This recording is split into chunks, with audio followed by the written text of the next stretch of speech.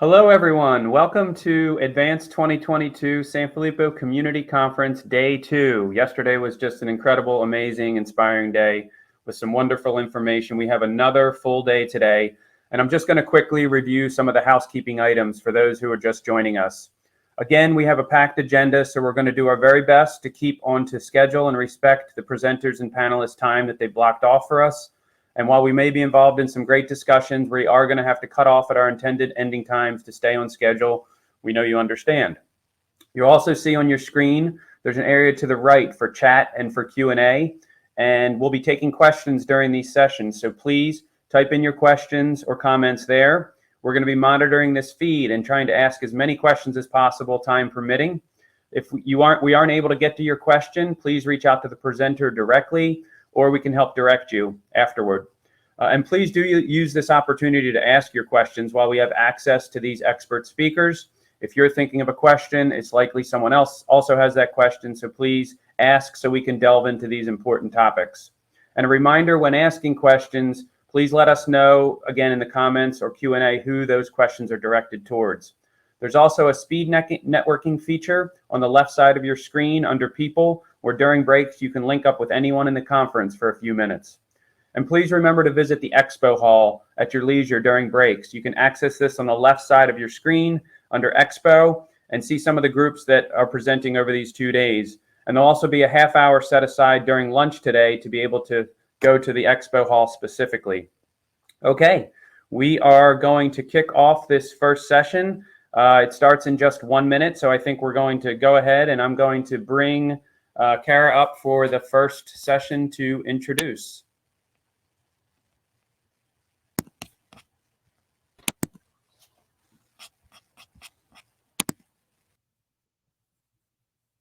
Thank you. And again, welcome everybody. We're so excited you're here. Incredibly excited about this first session. We're learning more and more about the immune system in Sanfilippo, and we have some experts here who are going to take a deep dive into that topic.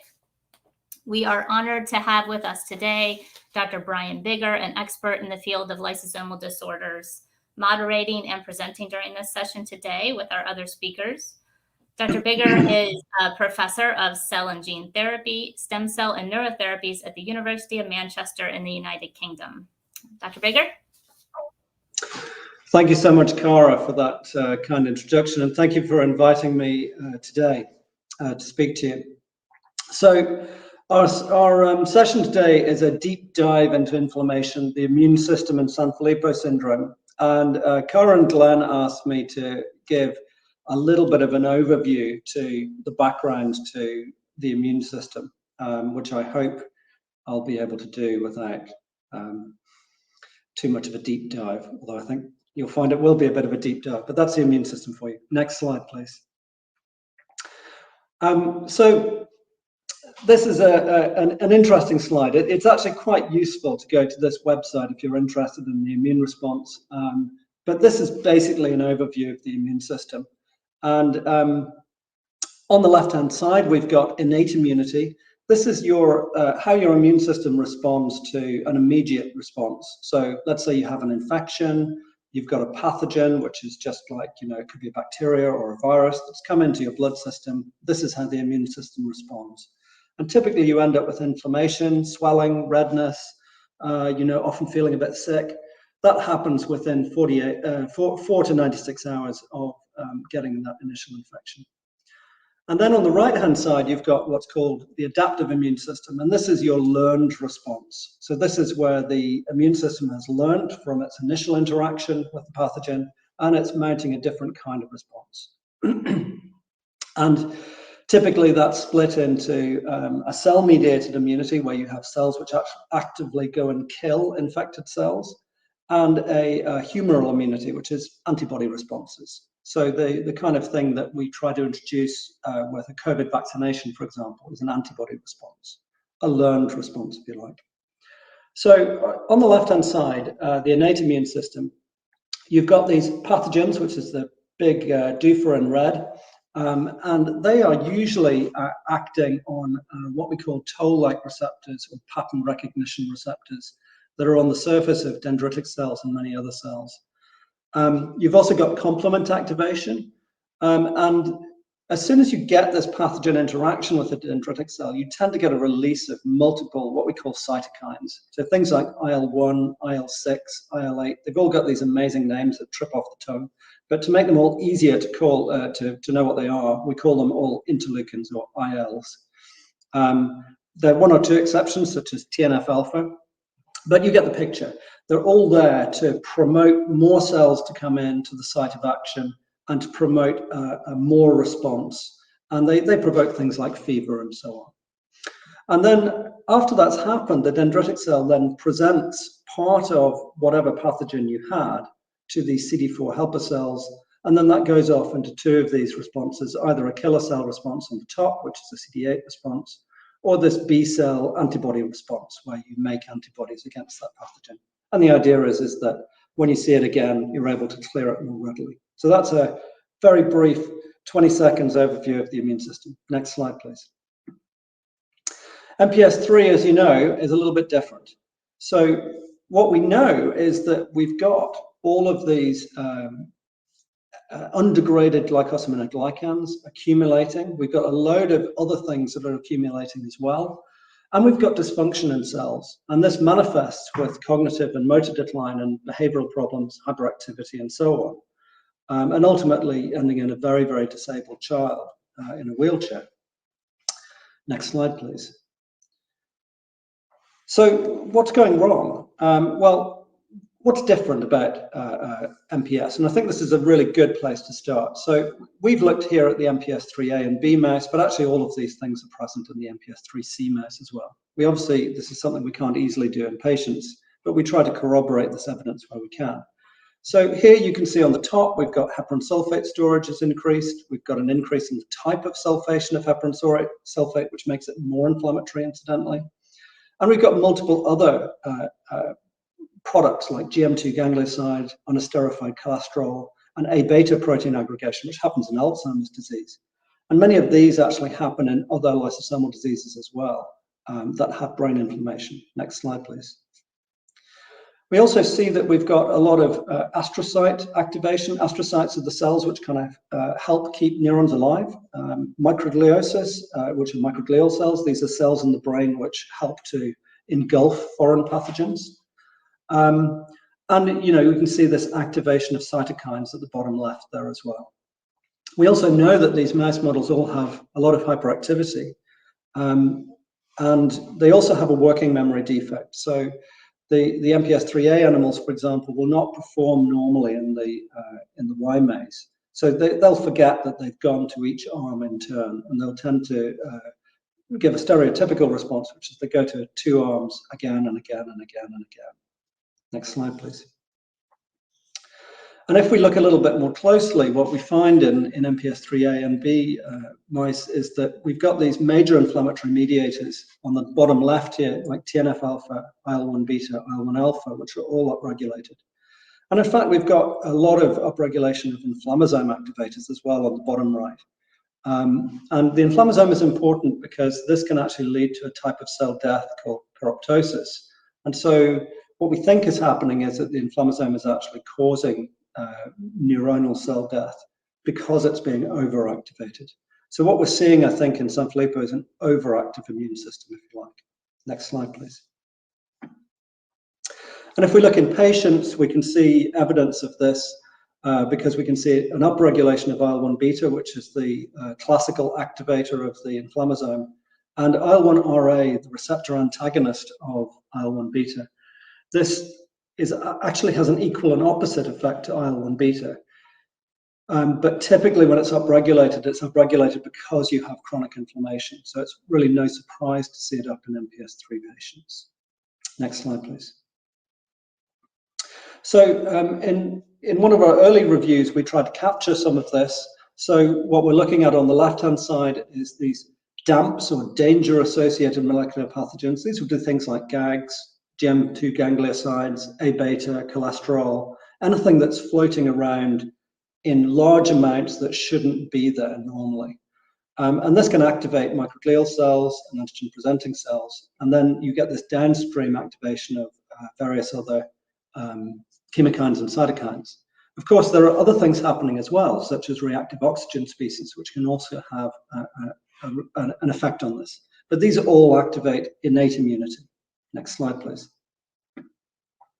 And the other thing that we kind of expected to see, but we've never really seen in Sanfilippo disease, is changes to the adaptive immune system. Now, when you present bits of a cut-up pathogen to a cell, so class 1 presentation is what happens, is how you present part of a pathogen to a cytotoxic killer cell, and type 2 presentation is what you do when you're presenting it to a T cell, a CD4 T cell, which would make antibodies ultimately, or help to make antibodies.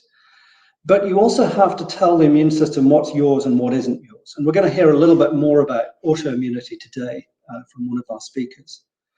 Now, both of these require a functional endolysosomal pathway for trafficking to be active. And that was one of the reasons why we thought one of these might be disrupted. And class 2 presentation is probably the more able to be perturbed, which is non-self presentation, in fact. But despite this, if you look clinically, there's not a huge amount of evidence that the clinical adaptive immune system has changed in Sanfilippo patients. And we see the same thing in the mouse model. Despite the fact that we see abnormalities in how T cell presentation is made, they don't actually appear to be clinically relevant. And it's not really clear what's going on there. So hopefully we'll hear a bit more about that today. Next slide, please. So we wrote a review this year with Anna-Maria Weisinger from Austria about what's different in MPS III. And really we tried to break this down into, we've got inflammatory priming with GAG storage and secondary storage, which leads to activation of innate immunity. We know through work of many people, Lila Seminaro, Jerome Ossé, and others, that this happens through toll-like receptor type 4. And then, of course, once you get this activation, then you have cytokines produced. But we've got a lot of other things happening as well. So we've got lysosomal disruption, impaired vesicle trafficking, impaired autophagy, mitochondrial dysfunction, and impaired calcium homeostasis, ultimately membrane permeabilization and release of cathepsin B. All of these can contribute to activation of the inflammasome. It's a two-step process. Next slide, please. And to give you a better idea at a cellular level what's going on, this is another review we wrote this year. Here we've got activation of the toll-like receptor, which is the priming step for innate immunity. And then this can be driven by GAGs or HS or other infections.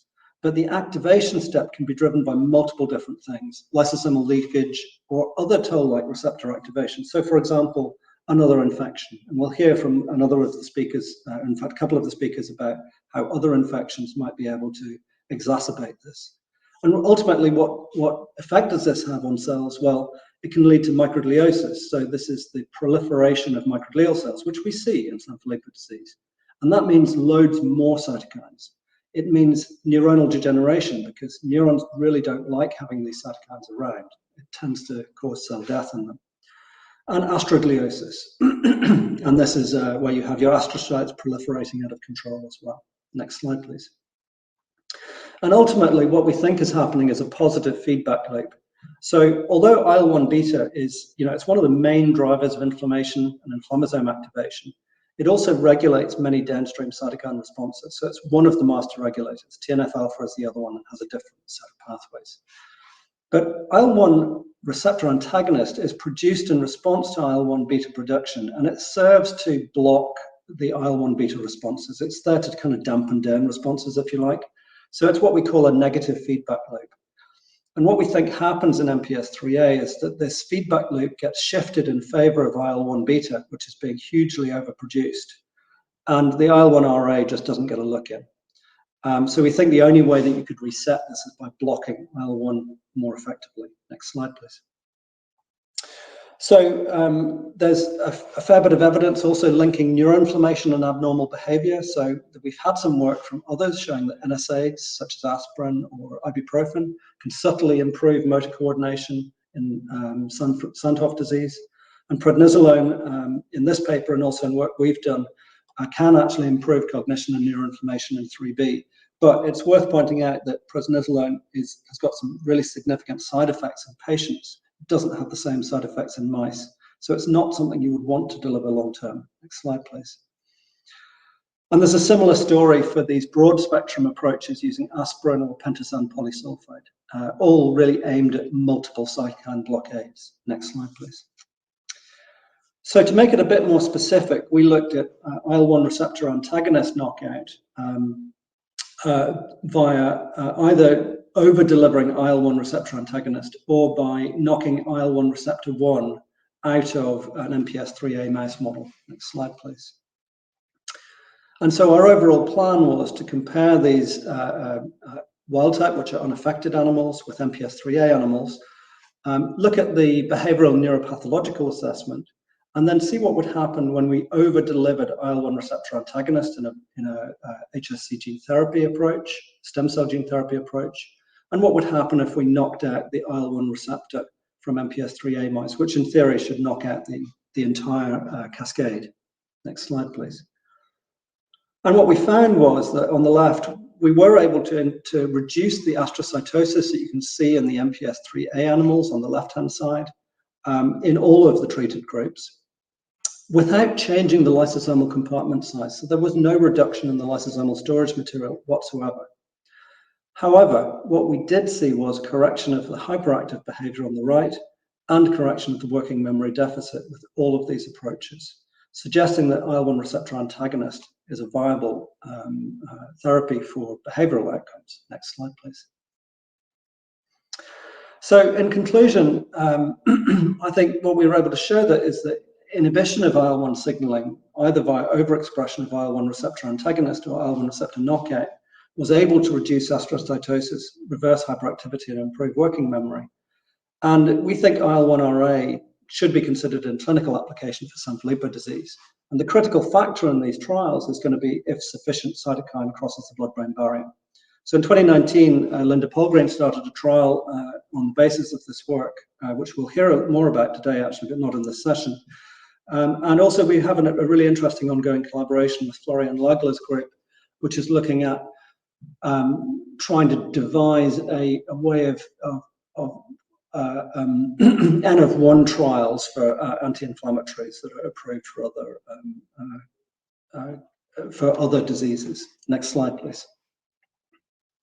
So that's it from me, and it just remains for me to introduce the next few speakers. So we're going to hear, first of all, at 9:20 from the role of autoimmunity from Michelina Iacovino, the response to simulated viral challenge from Oriana Mandolfo, and antifungal immunity from Neta Shlezinger.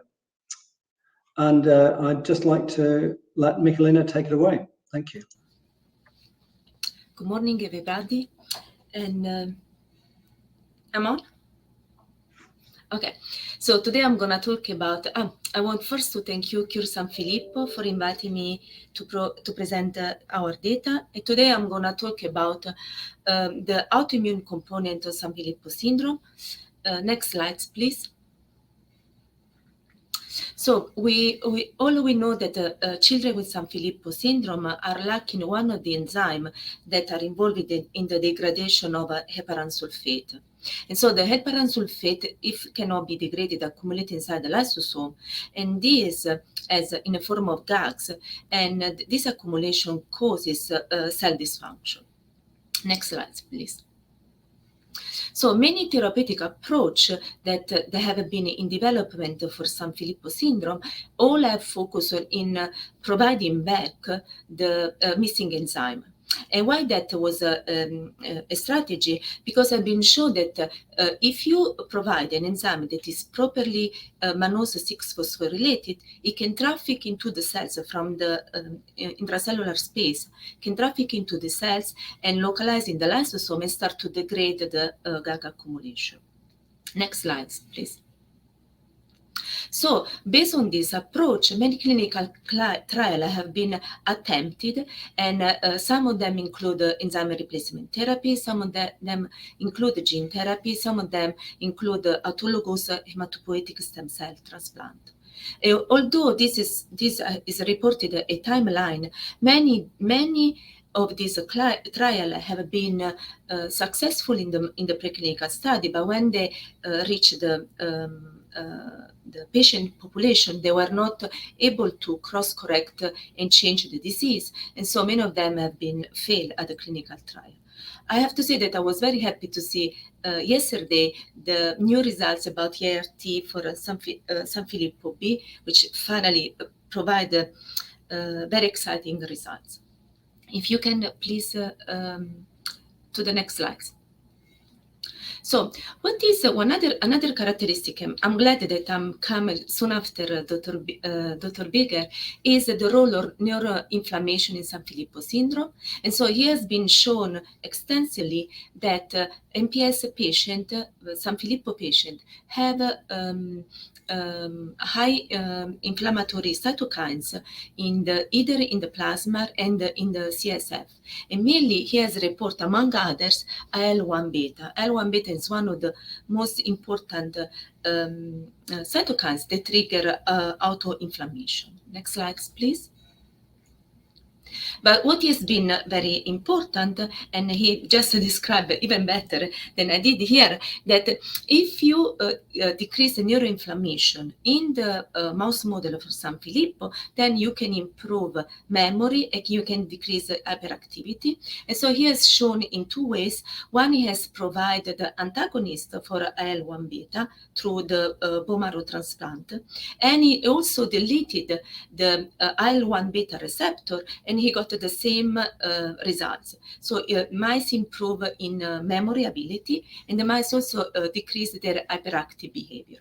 So this was a very important finding, because it was one of the first time in which showed that neuroinflammation perhaps contributes to the neurobehavior of the kids. And if we treat neuroinflammation, we might also control the abnormal behavior of a patient with Sanfilippo syndrome. If you can go in the next slide. So here is reported what we have in collaboration with, not in collaboration, Dr. Poglini is the main PI for the clinical trial, which is using anakinra. Anakinra is an antagonist IL-1 beta, so will decrease inflammation. And the goal of this study was to see that if we treat the patient with Sanfilippo syndrome with anakinra, whether we can improve the behavior of the kids. And so the clinical trial mainly is structured in for 8 weeks observation, in which the kids are already been evaluated. Then at the beginning of the trial, they receive a daily injection of anakinra, a subcutaneous injection, and the treatment will last for 36 weeks. Then the kids are off from the medication, and we have an observation period of about 4 weeks to see how the kids perform when the drug is withdrawn. Dr. Paul Green is going to present the exciting results we got about this clinical trial later on today, so I'll leave it to her since she's a clinician to present the data.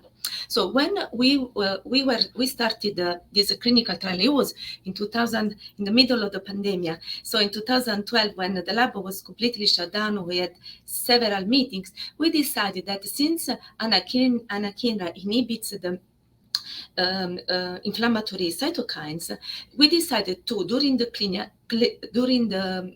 trial, to collect blood sample from the patient and to look at how the anakinra was impacting the blood cells. And at the beginning, when we started, it was more as a readout to see whether the treatment would decrease inflammation also systemically. So next slide, please.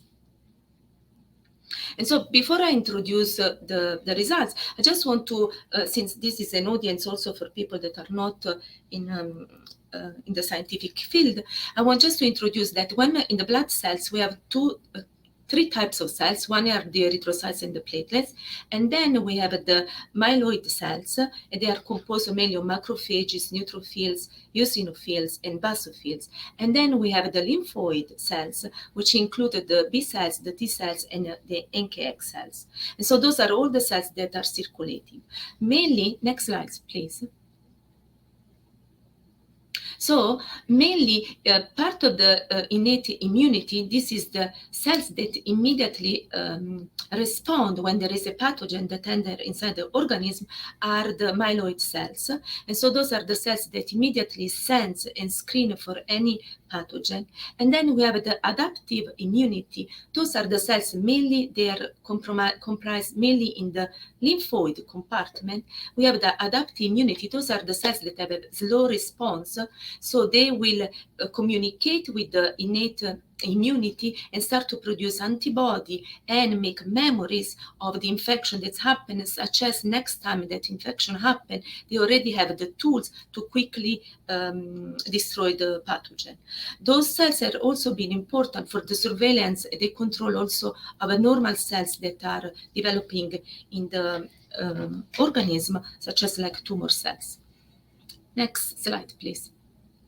And so when we started the clinical trial, we have obtained blood from the patient, and we have some age match controls reported here, and then we measure several type of cells in the blood at 8 weeks before the treatment, when the treatment started, and then we look at them 8 weeks, 16 weeks, 36 weeks during the treatment, and then 44 weeks. And so, as you can see, upon anakinra treatment, there is not substantial changes in the NK cells, in the neutrophil cells, in the monocytes, nor in the classical lymphoid cells, CD4, CD8, and CD19. Next slide, please. This is true except for the T regulatory cells. So I just want here to introduce you how do we do this type of analysis. So we take the blood and we stain for the markers. We have a machine in the lab, it's called the flow cytometry, which when the antibody binds on the cells has a fluorochrome, and we use a laser to see. So as you can see in each panel, each dot represents the cells that has a certain expression. So we recognize the T regulatory cells as the cells that are CD4, those are lymphoid cells, and then among them we select the cells that are CD127 negative, this population, and CD25 positive. This is one type of characterization, and then if we want to further characterize, the cells are also separated based on the expression of FOXP3, and so you have the FOXP3 positive cells, those are the true, more purified T regulatory cells, and then you have the FOXP3 negative cells that is at this point is not considered as a positive regulatory cells. And so, as you can see, we see a decrease in change in MPS patient. So if you can please go to the next slide. So here is the quantification of that we have done in the Sanfilippo patient. And then we see that there is a clear decrease in the percentage. It's not shown here, but even in the number of the T regulatory cells measured as CD25 positive, CD127 negative, or even if you include the FOXP3, we see an equally decrease. And so they're even more pronounced, while we do not see changes in the FOXP3 negative cells. Next slides, please. What it was also curious to us is that upon anakinra treatment, it seems that there is a trend in increasing this number of the cells. At the peak, we reach at week 16, in which almost reached the control level, the red line. And now we have seen this also for when we include in our analysis FOXP3, there is a similar trend. We have not yet reached statistical significance, and there is almost no changes since there were no difference in the FOXP3 negative cells. If you can go to the next slides, please. Then we look at, during the trial, we look at what happened to the inflammatory cytokines. So since in the trial we could only obtain the serum, this was how the trial was set up, we have measured several cytokines, and among all of the ones that we measure, we have identified that there is IL-2 receptor soluble and IL-10 that are greatly overexpressed in patients with Sanfilippo. So, for example, IL-2 receptor soluble, the red line is the normal level in a pediatric patient, and those are the levels. We see very high levels for the patient with Sanfilippo syndrome. And this is the same for IL-10. Now, what it was for us striking is that IL-2 receptor soluble has been reported to be elevated in many autoimmune disorders, while IL-10 is a strongly anti-inflammatory cytokine, which also marks neuroinflammation in the brain. So next slide. So then we put together our initial finding, and we say that what are those T regulatory cells that seems to be the number and frequency seems to be decreased in patients with Sanfilippo. Those are the cells that are a component of autoimmune disorder. So those T cells normally they survey the tissue, and those are the cells that can recognize what is a foreign air molecule coming, for example, from the pathogen, from the cells and from the molecule that are the self, the molecule that are in the cells that are our self. And normally, though, when there is an autoimmune disorder, somehow these cells get confused, and the mechanism by which this is happening is not fully understood. But these cells now instruct the B cells to produce an antibody that can not only recognize the pathogen, but also recognize now bonds on our own cells and triggers cell death. So this is the reason why in autoimmune disorder, for example, I think the most classical type 1 diabetes, the immune cells are the cells that are triggering cell death of the islet cells in the pancreas. And so here in this schematization has been shown that the level of regulatory cells is a kind of a balance about keep in control of the effector T cells. And when there is a decrease of those T regulatory cells or a dysfunction on the cells, there is an imbalance which then contributes to the development of an autoimmune disease in here. And so our data pointed out that patients with Sanfilippo syndrome might develop an autoimmune disorder, and due to the decreased number of regulatory T cells and to the presence of high level of IL-2 receptor soluble. So if we can go to the next slides. So this is what we did. Our data pointed out to an autoimmune disorder, perhaps. So the first question we ask is, do patients with Sanfilippo syndrome have autoantibody circulating? And so how we address this question, we ran on a Western blot a cell protein extract from human cells derived from MPS primary cells. We use MPS 1 and MPS 4 chondrocytes. We have a parallel project in which we are collecting from MPS patient tissue, and then we're making primary cells. So those cell extract contains human protein, and then when we perform the Western, we use a serum from a patient with Sanfilippo syndrome, and we speculate if in the serum there is an antibody that can recognize human protein, is going to bind and recognize one of the protein in our cell extract. And then when we use a secondary antibody that recognize human IgG, we'll know, we can see whether this is there is an antibody response. And so here are the results. If the serum contains an autoantibody for human protein, we're going to detect a band. As you can see, this is the round red square, and this is the probe that we use a patient with MPS syndrome serum, and then next to it, which we have no band detected, this we use a age match control. And so the data show that normally in the serum of LT patients, there is no autoantibody. And then when we have an MPS patient, we can detect a 62 kilodalton. We have extended out this analysis to several of the patients that we have analyzed, and we have discovered that about 60% of the patient, they do have this type of autoantibody circulating. And we have about 25% of patients that are clearly negative. We were not able to detect any band showing autoantibody. And we have about 15% of the patients that we could not make a clear decision, and we need to run the sample again.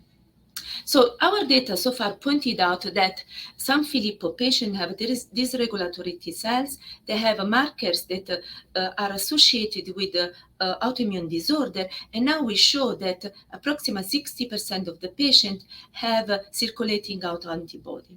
Now the question to see whether this antibody contributed to the disease, we trying to address this question, and what we did in the next slides. Next slides, please. So we look at and try to correlate what is the clinical phenotype of a patient with Sanfilippo syndrome, and we divide our patient based on the presence of the antibody, the red dots, or patients that do not have antibody, the black dots.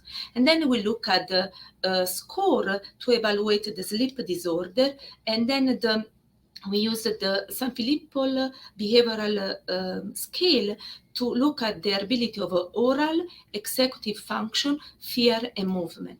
And as you can see, if the patient has autoantibody circulating in the blood, they always have a worse phenotype when we look at those scores. So lower score, it means less severe disease. And as you can see, the patient with the antibody, they always score worse compared to the patient without antibody for all the parameters we have measured. As here, we could not achieve a statistical difference because the number of patients are low, but we used the minimal clinical important difference. Those are those minimal changes that we see in a patient to measure how worsened is the disease, and this is very relevant for the clinical part. So next slides, please. And so then we ask, well, the patient do have autoantibody. Has been reported in the literature that the mouse model do have autoantibody. And we found that Dr. Yan Fun published in around the 2010, she published a similar approach in which she showed that mouse for MPS IIIB, they do have autoantibody circulating. She also provided some evidence that the brain has some sort of demyelinization in a Sanfilippo IIIB mouse model. She also showed that the T cells from these mice have already been activated. And finally, she showed in a transplant approach that she can detect CD8 cells in the brain, providing some evidence that there is an autoimmune disease happening in the mouse model. Next slide, please. So in conclusion of my talk, I've presented some data that support the dysregulation of the regulatory T cells in a patient with Sanfilippo syndrome. We have also provided evidence that IL-2 receptor soluble, which has been associated to be elevated in many disease of the autoimmune disorder, is increase in patients with Sanfilippo syndrome. We also have shown that we have a circulating autoantibody in the patient population. And now we have shown that autoantibody correlates with a more severe disease, providing evidence that perhaps MPS patient with Sanfilippo syndrome, they do have an auto-inflammatory disease along with an autoimmune disorder. And both of them contribute to the clinical manifestation of the disease. Next slide, please. So what we're going to do next based on this finding, we have already submitted a proposal in which we try to identify which are the antigens, which are the molecule that the antibody targets. And this is mainly to understand how the autoimmune disease develop, and to understand which are the cells that are targeted by the immune system, the adaptive immune system. And Dr. Paul Green also will run a clinical trial trying to investigate a more clinical standard manifestation of a brain-related autoimmune disorder. So we are proposing to collect CSF from patient with Sanfilippo syndrome, and then in it to look at the classical clinical phenotype of an autoimmune disorder. And then we are also preparing a preclinical setting, a set of experiments in which we want to test the drug that have already been used in pediatric autoimmune disorder, and to see if controlling also the adaptive immune system with the immune suppressant, we can improve the behavioral phenotype of a patient with Sanfilippo syndrome. At the end, our goal is to develop a treatment that can impact the autoinflammatory and also the autoimmune component of Sanfilippo syndrome. Next slide, please. And so those are my acknowledgement. I want to thank you, Anna Luzzi. She is a postdoc in the lab and she is running all the experiments that I have presented today. And then my collaborator here at the Lundquist Institute, Linda Polgarin. She's the main PI of the Anakinra clinical study. And then Agnes Chen, and then Adolfo, who's the coordinator of the trial. We want to thank you, our collaborators at the University of Minnesota, Julie, and we want to thank you, Cure Sanfilippo Foundation, that provide the funds to run this trial, and Cara also that provides advice, the more scientific advice. Our funding are the Cure Sanfilippo Foundation, the National MPS Society, and Gene Spotlight. We want to thank you, Sobi, to provide anakinra, the drug. And also, this is a great opportunity to thank you, the patient and the family in the Sanfilippo community that have participated to the study. Thank you so much.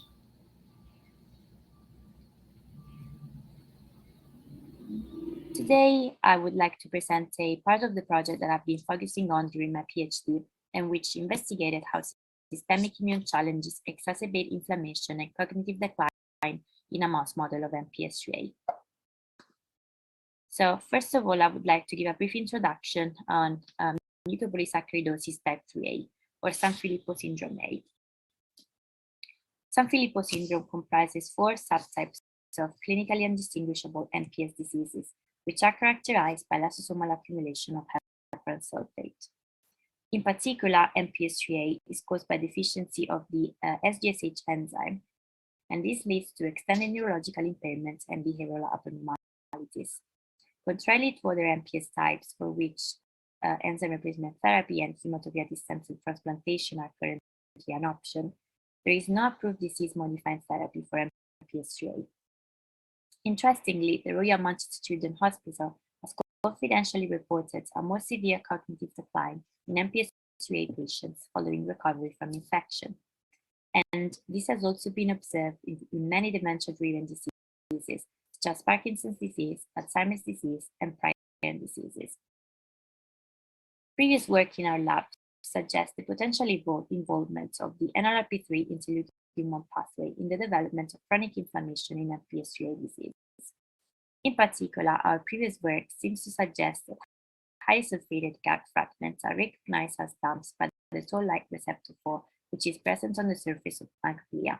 And this leads to the priming step, which is characterized by the NFK-beta pathway activation, which not only leads to production of several pro-inflammatory cytokines, but also to the transcription of both interleukin-1 beta and NLRP3 inflammasome. Following this, several other events that characterize the disease, such as lysosomal disruption, cathepsin B release, accumulation of secondary storage material, and mitochondrial defects, all seem to lead to the second step, which is the boosting step, which is characterized by the NLRP3 inflammasome assembly and activation, and which ends with the caspase-1 mediated maturation of interleukin-1 beta with subsequent release and pyroptosis. Based on the information provided by the hospital, we wondered whether these viral infections are exacerbating the existing neuroinflammation present in MPS IIIA patients via this process. And in order to test this hypothesis, we decided to use polyesi, which is a synthetic double-stranded RNA, which has been proved to resemble the immune responses associated with the acute phase of viral infections. So we performed 2 different studies in which we compared a high single-dose polyesi with a low single-dose polyesi. So in the high single-dose polyesi study, both wild type and MPS IIIA mice were either treated with saline or 12 milligram per kilogram polyesi. And in order to be able to know if poly-AC was effective, the sickness behavior response induced by poly-AC was measured by a borrowing activity test and by assessing the percentage of body weight dropout. The mice were sacrificed at 24 hours post-administration and the brains were harvested. As we can see in this graph, when the mice were treated with poly-AC, there was a reduction in the percentage of body weight, which was noticeable at 6 hours post-poly-AC administration, and which was retained at 24 hours post-administration only in the mice treated with poly-AC. This was also similar data was also observed in the borrowing activity test, in which the mice, both wild-type and MPS IIIA mice treated with poly-AC, displays a reduction in the percentage of in the total amount borrowed. When we performed the low single dose poly-AC, we decided to use lower doses, which ranged from 2.5 milligram per kilogram to 6 milligram per kilogram. And again, the sickness behavior response induced by poly-AC was measured by borrowing test and by assessing the dropouts in the percentage of body weight. And as we can see from this graph, again, 24 hours post-administration, both wild-type and MPS IIIA mice treated with poly-AC retained a reduction in the percentage of body weight when compared to the saline-treated control. And similar reductions were also observed in the amount in the borrowing activity of the mice that were treated with poly-AC when compared to the saline-treated controls. We decided to check the neuropathology in the brain harvested from the high single-dose poly-AC. We focused on the hippocampus and we performed GFAP staining to check the level of astrogliosis in the brain. And in the wild-type mice, we observed an increase in the active astrocytes present in the hippocampus at 3 hours post-administration, which then was numbers returned to normal at 24 hours post-administration. And with regards to MPS IIIA, despite the fact that we did not observe exacerbation of the existing astrogliosis following poly-AC administration, 24 hours post-administration, we observed a reduction in the total number of astrocytes in these mice. We also checked the level of microgliosis in both wild-type and MPS IIIA mice by LB4 staining.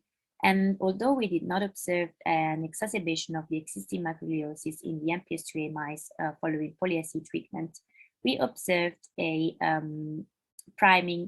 microglial priming in the wild-type mice following poly-AC administration. Finally, we also checked the level of neuronal dropouts in the hippocampus of all mice. And interestingly, we observed initial decrease in the total number of neurons in the hippocampus of the MPS IIIA mice treated with saline. And this was further exacerbated when these mice were treated with poly-AC. We then decided to assess the inflammatory cytokine responses in the blood following poly-AC treatment. And when treating the mice with a high single doses of poly-AC, we basically observed an inflammatory response, which is mostly driven by TNF-alpha and interleukin-1 beta. Especially interleukin-1 beta was responses retained even at 24 hours post-administration. Contrarily, when treating the mice with a low single dose of poly-AC, we did not trigger an inflammatory response, which was driven by interleukin-1 beta, but we triggered a different response, which was instead driven by macrophage associated chemokines, such as KC and MCP1. And this data was then further complemented by our data in our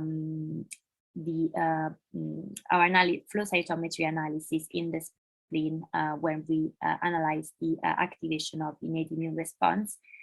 And in fact, as you can observe, we observed an increase in the activation of macrophages and monocytes in the mice treated with poly-AC, but this seemed to be extremely exacerbated in the MPS IIIA mice, when compared to the wild-type mice treated with similar poly-AC doses.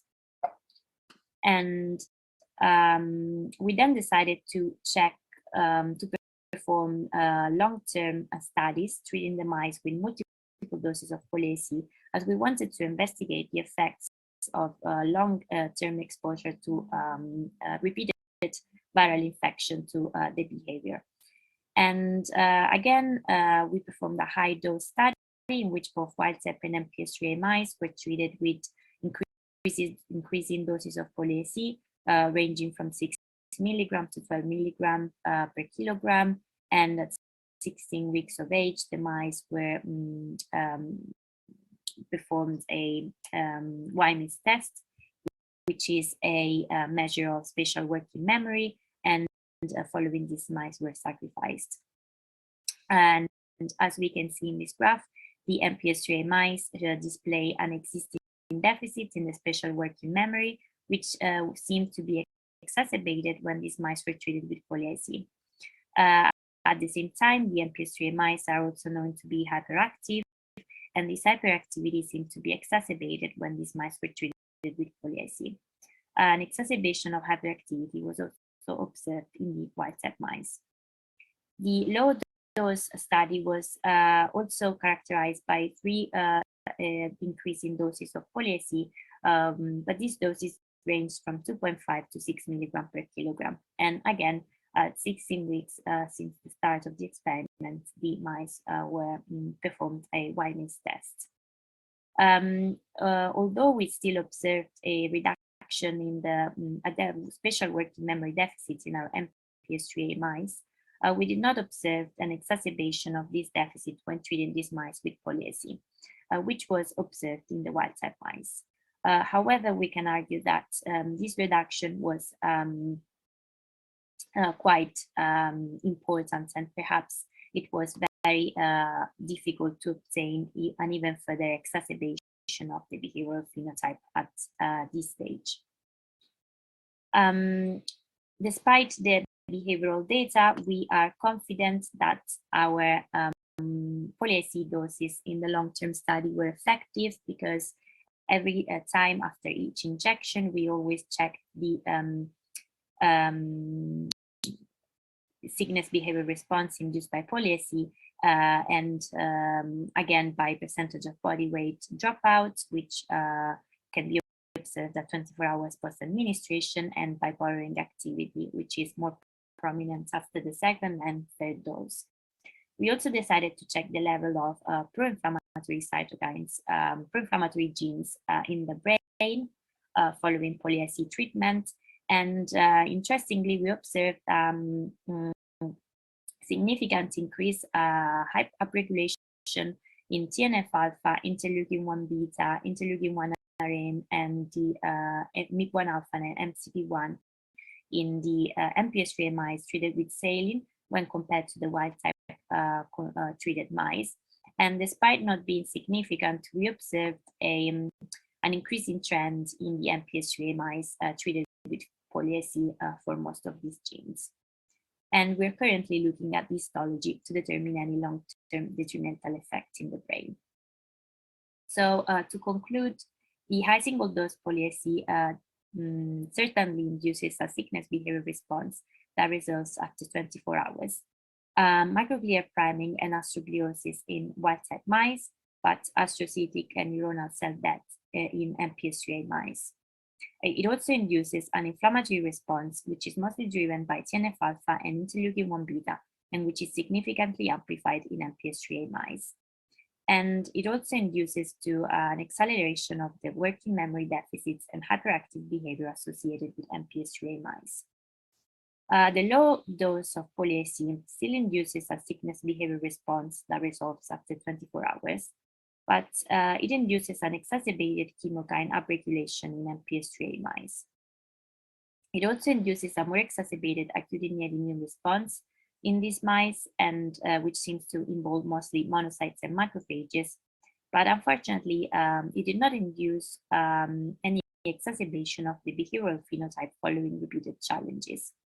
So overall, high doses of poly-SC seems to induce adverse effects in the central nervous system, while lower doses seem to induce a macrophage-driven response.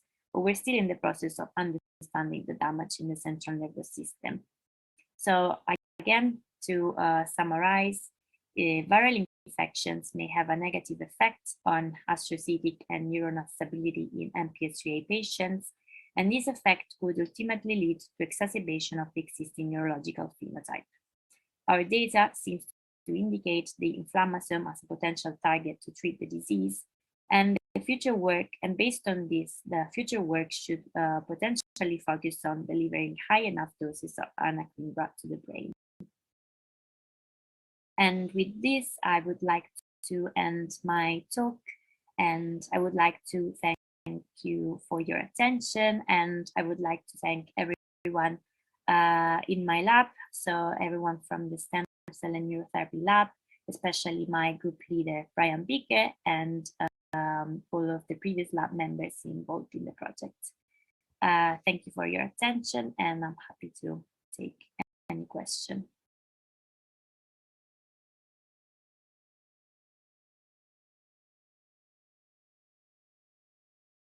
Hi, good morning. Good morning, everyone. My name is Neta Shlezinger, and I'm a junior faculty at the Hebrew University of Jerusalem. The work in my lab is focused on understanding virulence mechanisms of fungal pathogens and the corresponding immune defenses, meaning our antifungal immune responses. And today I'm going to tell you how our research has taken a very interesting turn and brought us to explore the innate immune defenses in children with Sanfilippo syndrome. So first, why should you even care about fungi? Well, in interest of time, you'll have to take my word that life as we know it would not exist without fungi. But of course, fungi have their dark side, and many fungal species are pathogens of plants, animals, and humans. And recently, fungal diseases have caused some of the most severe extinctions in wild species, killing off many frog species and destroying the bat population of North America. And in fact, fungal pathogens pose a real threat to biodiversity and food security. And in humans, fungal diseases are on the rise in parallel with medical advances that result in suppression of the innate immunity. So how can fungi infect us? Well, we inhale and swallow fungal Conidia fungal cells and other microbes on a daily basis, and typically we experience asymptomatic clearance. But people with defects in the innate immune response may develop invasive fungal infections. In the last few decades, we're seeing a huge life-saving medical progress. But this progress comes at the expense of a growing population of immunocompromised patients that are susceptible to opportunistic invasive infections, and specifically to invasive fungal infections. And in Israel, you can see here that the mortality rates of fungal infections are comparable and even higher than hepatitis, HIV, and influenza. And globally, if we look at the main fungal diseases, aspergillosis and candidiasis, these numbers are similar to that of tuberculosis, malaria, and breast cancer. And this example is very timely because many patients acquire secondary deadly fungal infections. And this is very common in COVID and influenza patients that are admitted to ICUs. And in both cases, the causative fungus is Aspergillus fumigatus, which is the major cause of invasive pulmonary and respiratory fungal infections. And it is also the main pathogen that we study in my lab. So in my lab, we studied the interaction between fungal pathogens and our immune system. And we explore the strategies that are used by the pathogen to avoid or overcome our immune responses, and the corresponding immune mechanisms that are essential to eradicate fungal intruders. So the first line immune defense against fungal infections is based on the innate immunity, which is mediated by phagocytes, mainly macrophages and neutrophils. And normally in healthy people, inhalation of conidia will result in elimination by phagocytes and clearance within the phagosome before germination. And then the fungal cell gets killed and there are no symptoms. But once conidia manage to survive and germinate within the phagosome in the lung, it will generate hyphae. And these hyphae are too large for phagocytic cells to swallow, and these are much harder to kill and clear out. And then the fungal cells survive, and that's when we see an active lethal disease. So that's why the initial encounter with our immune system is critical, and it actually determines the outcome of the interaction. But the exact mechanism of fungal killing by phagocytes in the lung is still unclear. And so I was wondering how fungal cells get killed or overcome this initial interaction with our immune system in the lung. So to answer this question, we decided to look at phagocyte genes that are activated in response to phagocytosis of fungal cells. And to do so, we have fluorescent fungal strains that allow tracing of the fungal cells at single cell resolution inside the lung. And generally, we look at what we call bystander immune cells, this population, and these cells did not phagocytose fungal cells. And then we have immune cells that did phagocytose fungal cells, these two populations. And by using flow cytometry analysis, we can sort these populations into different tubes and use them for downstream applications, such as analysis of gene expression. And so this is exactly what we did. We did RNA sequencing on these samples and identified genes that are either activated or downregulated in response to ingestion of fungal cells, fungal conidia. And to our surprise, we found that the glycosaminoglycan degradation pathway was upregulated in response to phagocytosis of fungal cells in healthy phagocytes. And these results were also verified at the protein level by mass spectrometry. Well, there are no previous studies on the role of GAG degradation enzymes and fungal infections, but actually GAGs were studied in relation to fungal biology because, interestingly, the fungal cell wall contains a large number of carbohydrate moieties, including heparan sulfate like GAGs. And this is actually the main extracellular matrix polysaccharide that is produced during Aspergillus infection. And here you can see how it looks like under the microscope.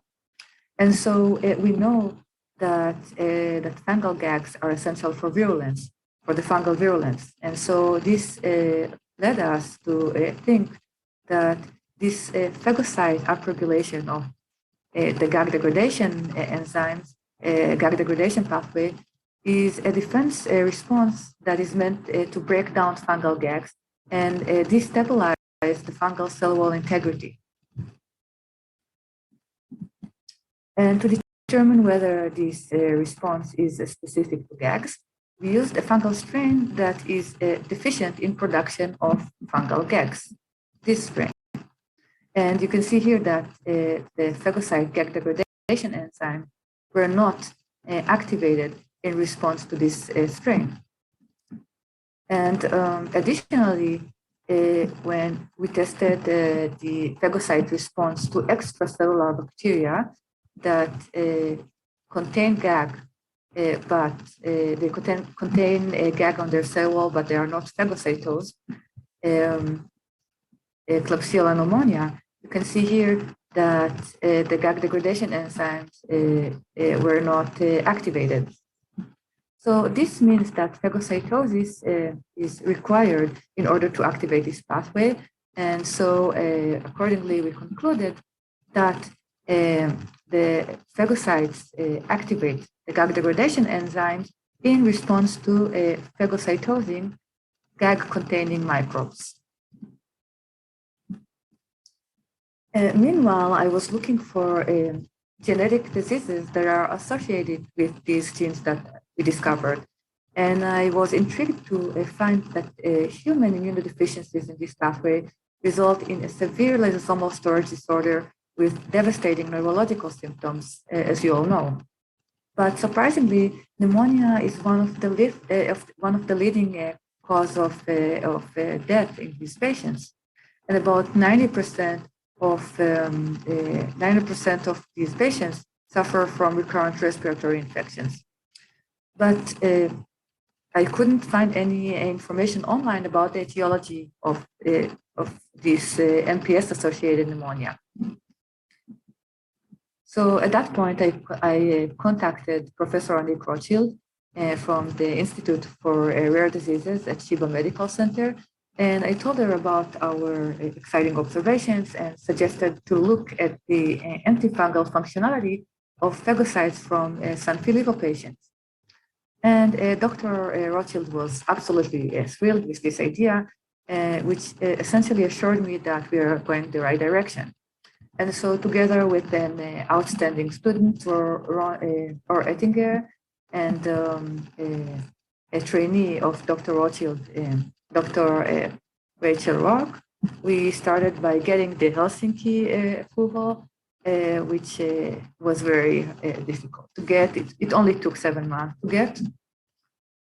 And based on what I just told you, we predicted that the antifungal immune response involves the direct degradation of fungal gags within the phagosome, leading to weakening of the fungal cell wall and fungal killing within the phagocyte here.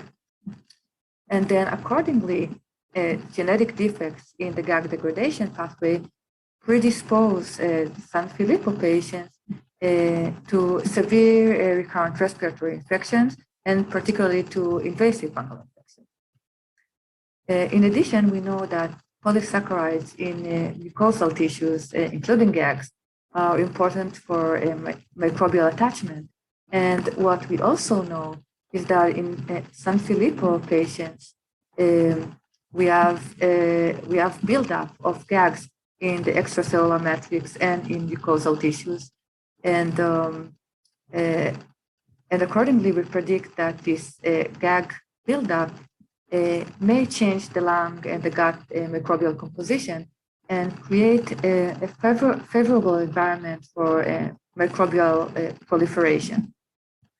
So this is it, and then this may also impact the systemic and mucosal immune responses and lead to the recurrent flare-ups of the respiratory infections that we're seeing in Sanfilippo patients. And in fact, there is an extensive research actually on cystic fibrosis patients that supports our model, because in cystic fibrosis patients, we have a similar situation where the airways have increased concentrations of GAGs, and in particular heparan sulfate, and this is leading to inflammation and recurrent respiratory infections, which are the main cause of mortality in CF patients. So with this model in our mind, we went out and sampled blood from children with Sanfilippo and age-matched controls, and isolated macrophages here. And we looked at their ability to phagocytose and kill phagocytose and kill fungal conidia, Aspergillus conidia. And as you can see here, the Sanfilippo macrophages were less efficient in phagocytosing and killing Aspergillus conidia. So far, we looked only at 10 children, but actually there's a larger cohort of patients that Dr. Rothschild is seeing. Of course, we also have to repeat some of these measurements that we already did, but overall, these observations tell us that the GAG degradation pathway is indeed involved in antifungal activity. Now, to test our second prediction that the Sanfilippo gut and airway microbiome is modified and that this may contribute to the recurrent airway infections that we are seeing, we also collected stool and airway samples from these kids, and we will sequence the bacterial and the fungal species in order to learn more about the impact of the GAG accumulation on the microbial composition. Now, just to conclude, what I just told you today is that phagocytes upregulate the GAG degradation pathway in defense from invading fungal conidia, fungal species, and that this response is triggered by glycosaminoglycan on the cell wall of the fungal cells, and this requires a phagocytosis of the fungal cells. And finally, we demonstrated that genetic defects in the GAG degradation pathway predispose these patients to fungal infections due to impaired phagocytosis and conidicidal activity of their phagocytes. Finally, I'd like to thank you and to thank my lab members, especially Or Ettinger, who did a wonderful job on this project, Professor Annick Rothschild, who provided the Sanfilippo cohort patients, of course, Dr. Rachel Rock and Dr. Ona Shacham. And most importantly, I'd like to thank the Sanfilippo children and their families. So with that, thank you all for listening.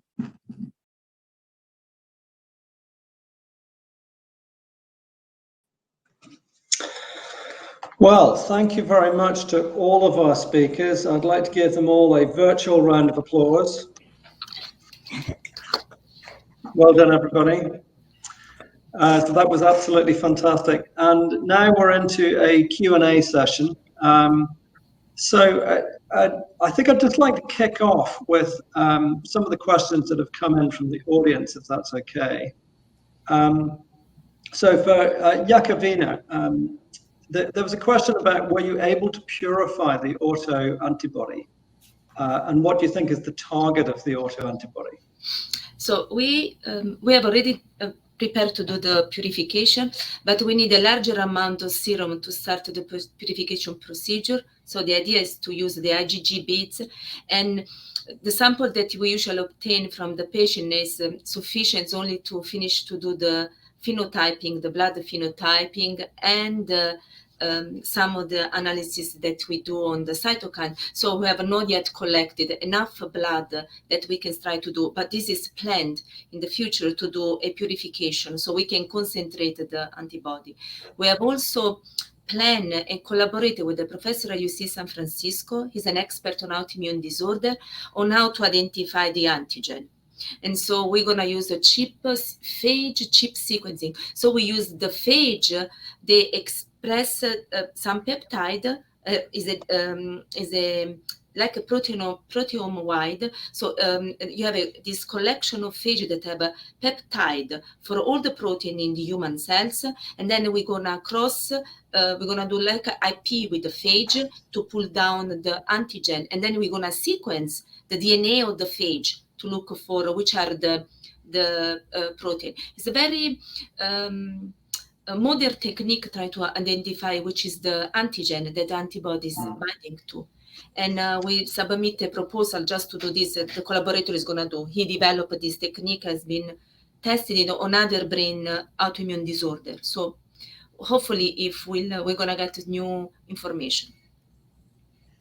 So I mean, on that same note, Michelina, you know, one of the kind of predictions that we made very early on this disease was that actually presentation of self molecules, because they don't require processing in the lysosome, would not be affected in this disease. And potentially this is actually a bad thing, because you've got a chronic inflammatory condition. What it means is that you actually have constitutive expression of self antigens from MHC class 1. Yeah. And I wonder if there's a way in which, I mean, I've no idea how you do this, but can you think of a way in which maybe you could actually have a look at class 1 presentation to see if you've got this overexpression? Because I know that this is supposed to be an early event in autoimmune diseases, isn't it? Yes. This, at least how it start to develop. We have not tried to look for how the mechanism. I think at this point we have first to convince the community, the scientific community, and provide data that, you know, is it true an autoimmune disorder? Because if finding just the antibody is not sufficient, you know, we have, every time we present this data, we get the feedback is that it's okay, you have autoantibody, but not necessarily they contribute to the disease. And so before we can further develop these things, we need to, the part that I presented, the project that Linda is going to do, the one in which she's going to truly prove whether there is an autoimmune disorder in the patient, take the CSF, and then look for, you know, antibody in the CSF, looking for white blood cells in the CSF. There is a lot of assays that she can do to truly prove. When we have collected those data and we clearly see that there is a, you know, an autoantibody in the brain, then we can go further and to discover what is the mechanism and look for MHC and then go. At this moment, we still, every time I present the data, we still struggle that people are kind of skeptical. We were happy when we presented to the San Francisco professor, very Mark Anderson. He's very well established, and he truly believed that, you know, there is something in there. So we hope that we can collect more data to further going. You have actually received exactly that question, but I haven't asked it of you yet because I'm not that skeptical. So there was somebody who's raised this as a question, and they're saying, you know, that essentially I think what they're getting at is that they think, you know, this is symptomatic. So they're arguing that this is a downstream effect rather than the cause. Yeah. And you know, I think it's very difficult to, I don't know what your thinking on this is, but certainly having tried to dissect specific aspects of lysosomal disease, it's very hard to know what is cause and what is effect, right? Yeah. And so all you can really do is to report that this is part of the disease progression.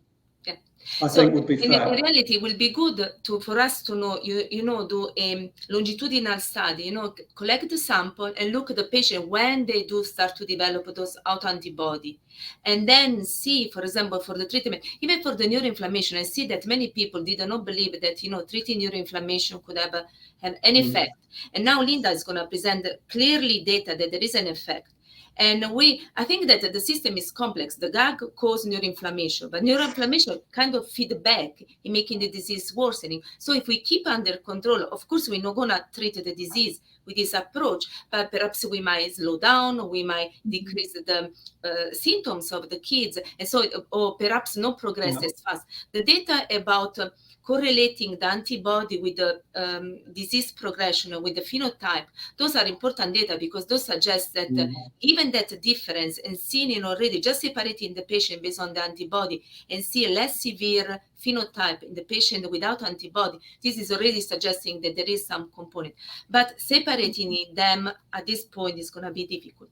And this approach is mainly taught though for the kids that are already cannot be in a clinical trial for those, you know, gene therapy. The patient that already have the disease, if we can slow down the progression of the current patient, this is going to be, I mean, I see that for the family, this is very important because they have a lot of, you know, symptoms they cannot control. They have nothing to do. And so if we can decrease the tantrum, or we can decrease any type of behavior of the kids, I think this is still very valuable. No, indeed.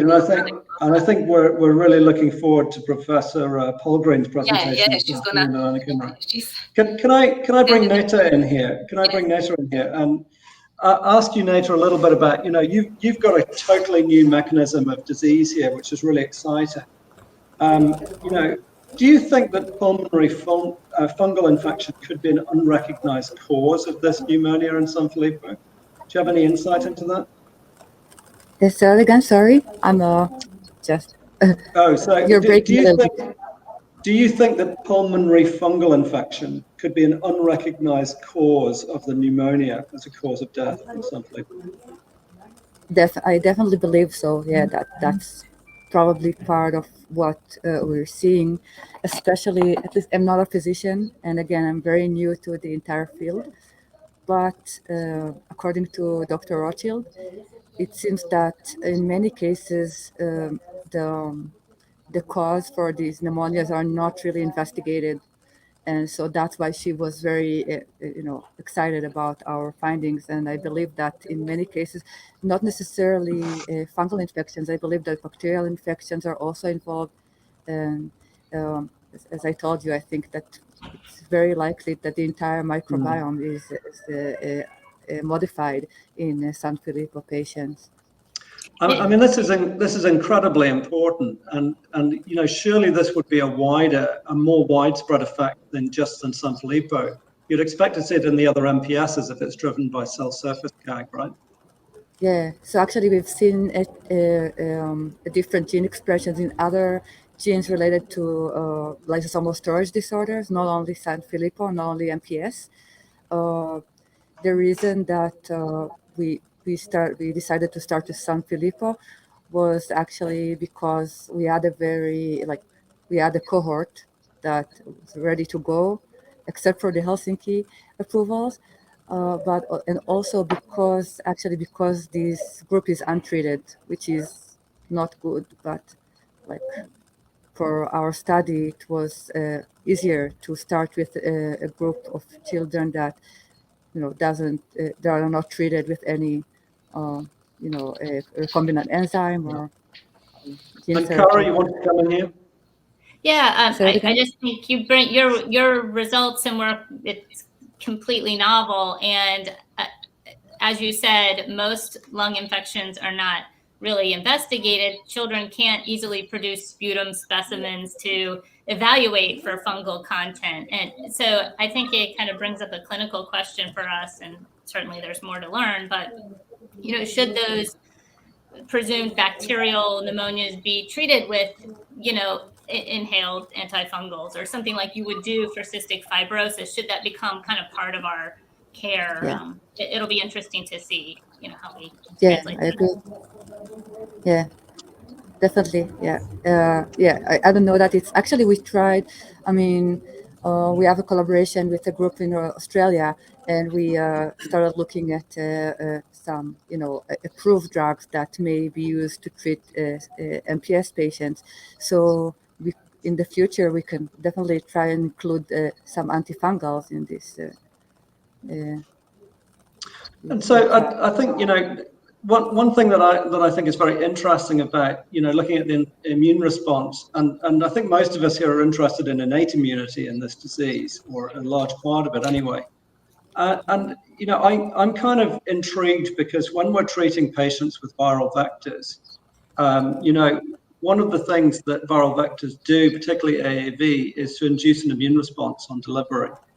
And I wonder a little bit from Oriana's data, who couldn't be on the call, unfortunately, she's flying to Italy, if these patients are right on a knife edge in terms of their immune response because they have this chronic inflammation, and so they're very easily perturbed. I think that was really what Oriana's work was trying to get at.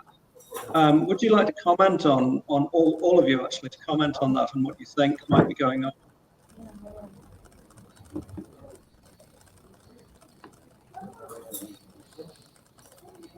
In terms of inflammation. Yeah, I mean, what do you think? Do you think there would be any adverse effects from viral delivery, for example, as a gene therapy product? Because obviously viruses do tend to have that pro-inflammatory stimulation. So we've seen a lot of attempts to block inflammation by using tolerization regimens and so on, but they're very much picked out of the air. you know, in some ways they're taken from a lot of other protocols, which nothing's very specific. So they're all very generic protocols. And I just wondered what you thought about kind of how you think the system is in the Sanfilippo patient. Just very concerning to me, certainly. And, you know, with the presentations that we heard yesterday, kind of, you know, that there may be some new things to think about with, you know, high viral loads or vectors in patients who are, like you said, kind of progressing a little bit more in the disease and may have less reserve to tolerate that challenge. And, you know, can we address that with immune modulation to, you know, maybe they need a different protocol than an infant would or something. So there are no this type of study in the preclinical, in the mouse model.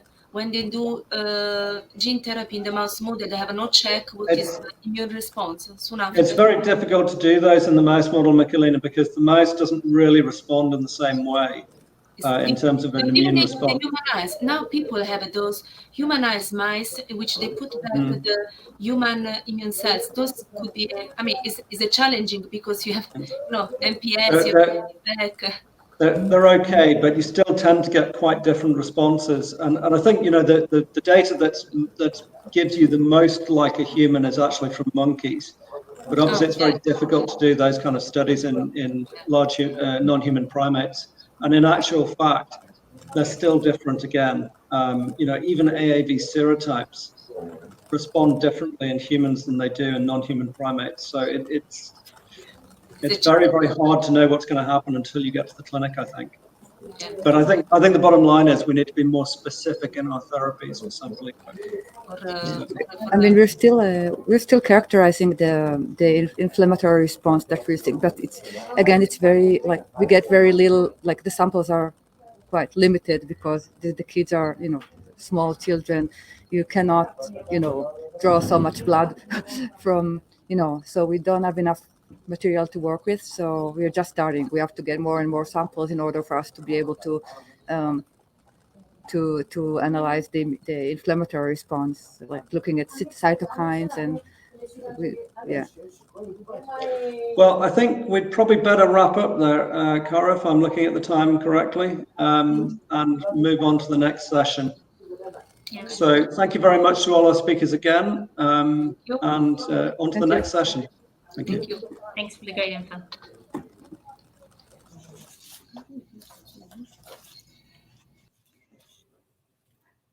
Okay, we are on to the next, and we'll kind of flip the table a little bit and get the patient's perspective. And we are now on our third in a series of Connecting Life and Science, this one with a focus on Sanfilippo type A. Here we bring together 3 parents, a scientist, and a clinical doctor to share experiences and have open discussion. These sessions are intended to offer participants and the audience a glimpse into each other's worlds, and that hopefully those interactions will bring new insights. Joining us today are 3 amazing mothers who all have children with Sanfilippo type A. And I'd like to hand it over for you guys to introduce yourselves a little bit about yourself and your children. Elise, you want to start? Sure. My name is Elise Esposito, and my daughter, Tierra, is 12 and a half years old, and she is type A. She was diagnosed when she was 5 and a half, and we now live in Fort Mill, South Carolina, which is just about a mile from Charlotte. And we also have an unaffected daughter, Keaton, who is 6 years old. Jenn?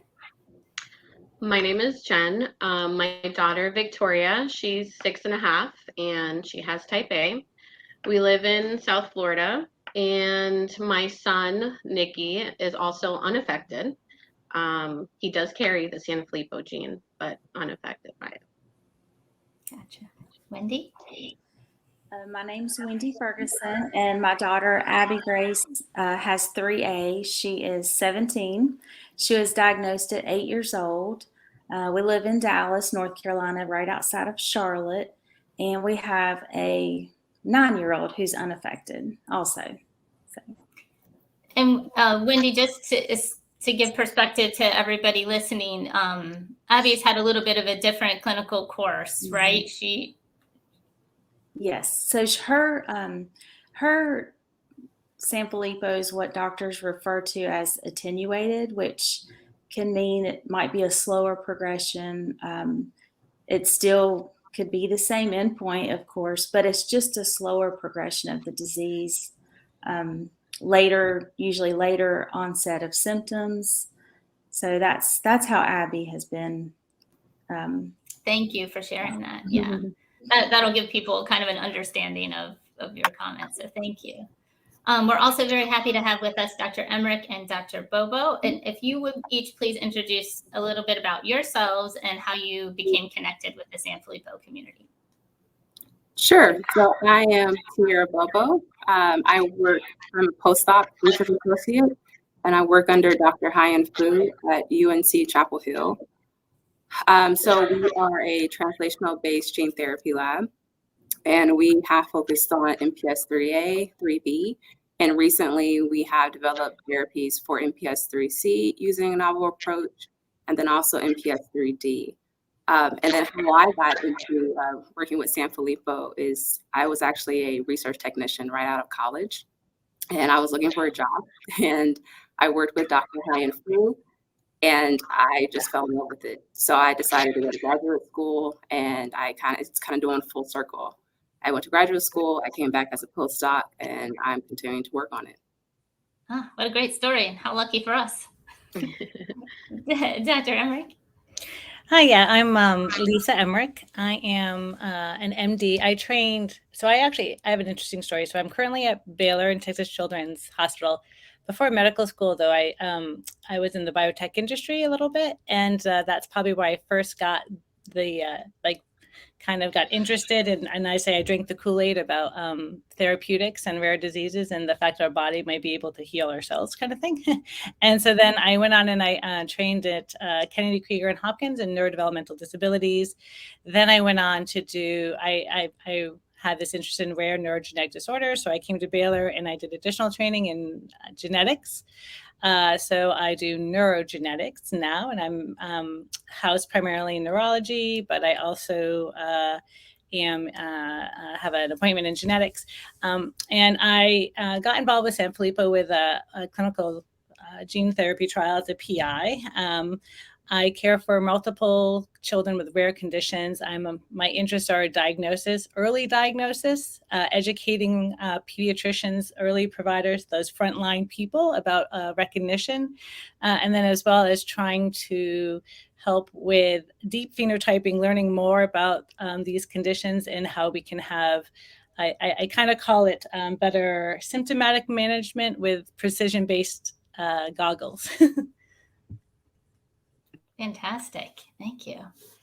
Okay, well, let's get into things. And again, I'll help facilitate, but I want you guys to just, jump in and ask each other questions and, ask for, tell me more, whenever it strikes you. So I thought maybe we'd start with, what is the most challenging symptom about Sanfilippo in your child's daily life right now, or for your family?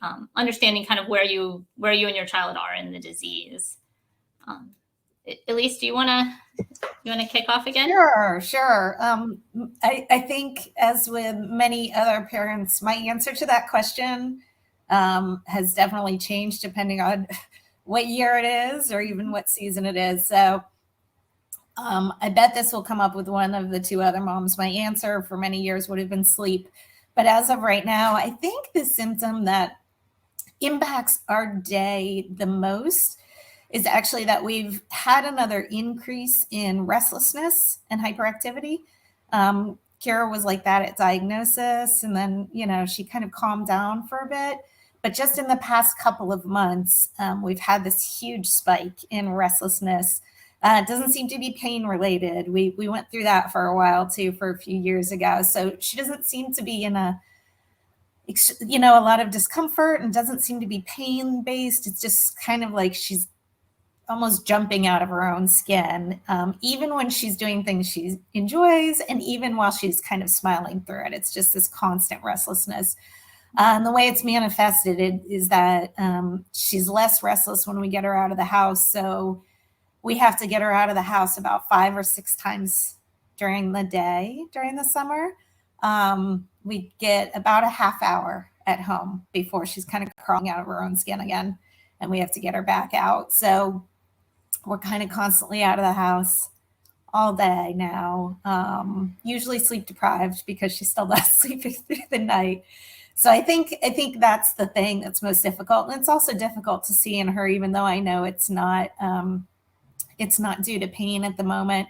I just know it's not comfortable for her to feel, so kind of restless and like she can't sit still, even if it's things that she's enjoying and she's smiling through it. I know it's rough for her to feel that way kind of all day. So that's the one that impacts us the most at the moment, and is one that's, I think, a bit more subtle, or one that we don't think about as much or hear about as much. So that's where we're at right now. Thank you, Elise. Yeah. Wendy, do you want to go next?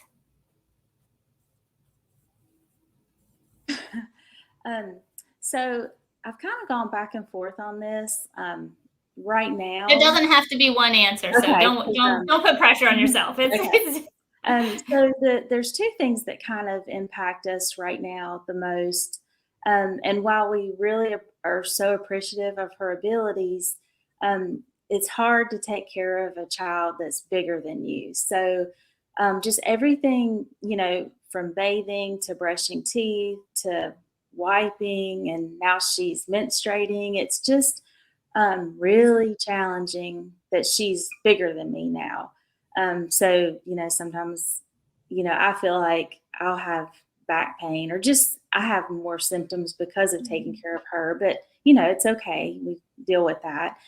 And then the other thing is her endurance. We've really noticed this past year, her endurance is not what it used to be, because we could go pretty good and do things, and now she wears out easy. We went to our last clinical trial visit, and we ended up not taking her wheelchair, just because we were thinking of all the things we had to deal with flying, and we went without it. And it was a little challenging because of all the walking and getting around. She does good. We just have to take a lot of breaks and stop and rest. Good shoes, put good shoes on her, make sure she's comfortable. So those are really the 2 biggest things that we have right now. Yeah. Thank you. And I think, us in the community who see Abby and kind of, have enjoyed watching her grow up over the years. Oftentimes, I think in patients who kind of have what's called attenuated disease, we don't necessarily see that other aspect of some of the challenges that you have, and that you might not imagine. Oh, well, mom has to brush Abby's teeth, Yeah. or things like that. So thank you for giving us that window. Yeah. Jenn, what's going on in your life right now? So definitely sleep is our major thing right now. It's gotten worse, I think, since summertime, maybe because, there's no school and she's not as stimulated as she would be in school. And the chewing, she puts everything in her mouth. So it's definitely hard. We can't have anything. Like, she loves books, but the books can't have like regular pages. They have to be board books. And even if you see all my board books, they have bite marks and the corners are chewed off. And we can't have any picture frames or anything like that, because she'll take it and she'll flip it and she'll throw it. So that is definitely hard for every day. One, because, we're not getting enough sleep. So everybody's cranky. And I also have, my 3-year-old son who is, needs my attention and needs, a lot of, I guess my attention as well, because he doesn't fully understand why, Victoria is the way, she is, because he's still kind of young. We say she has a boo-boo on her brain. That's what we kind of explain right now. But the sleep part is definitely hard, because the rest of the day kind of depends. And it's hard to be even mad, because we know it's not her fault, and and she'll be jumping and laughing, 2:00 in the morning, party time, thinking it's time to be up, and she will stay up pretty much for the rest of the day. Clumsy and hyper and crazy. Yeah. So many of us can remember that. I remember the racing through the house all night days. Yeah. Yeah. Yeah. Can I ask a question about that?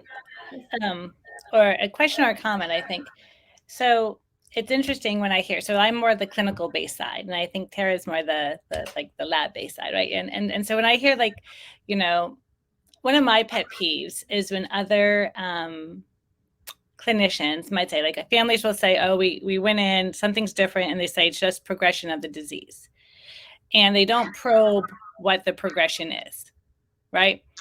And so these are things I think it's so important for us to hear about from clinicians, and to try to find, I always try to find people who think outside the box a little bit, to be like, right, so for Elise, is this hyperactivity, is it something unsettling? Is it something like, we now are learning more about inflammatory? Are these other things, are there other ways of approaching it versus just giving you medications that are just going to dampen down her behavior, right? And I used to think I'm also, when I trained in neurodevelopmental disabilities, I also do behavior, which is like the hardest thing to do, right? And behavior therapists can be helpful, but they're hard to find. And I think and hard to have good ones.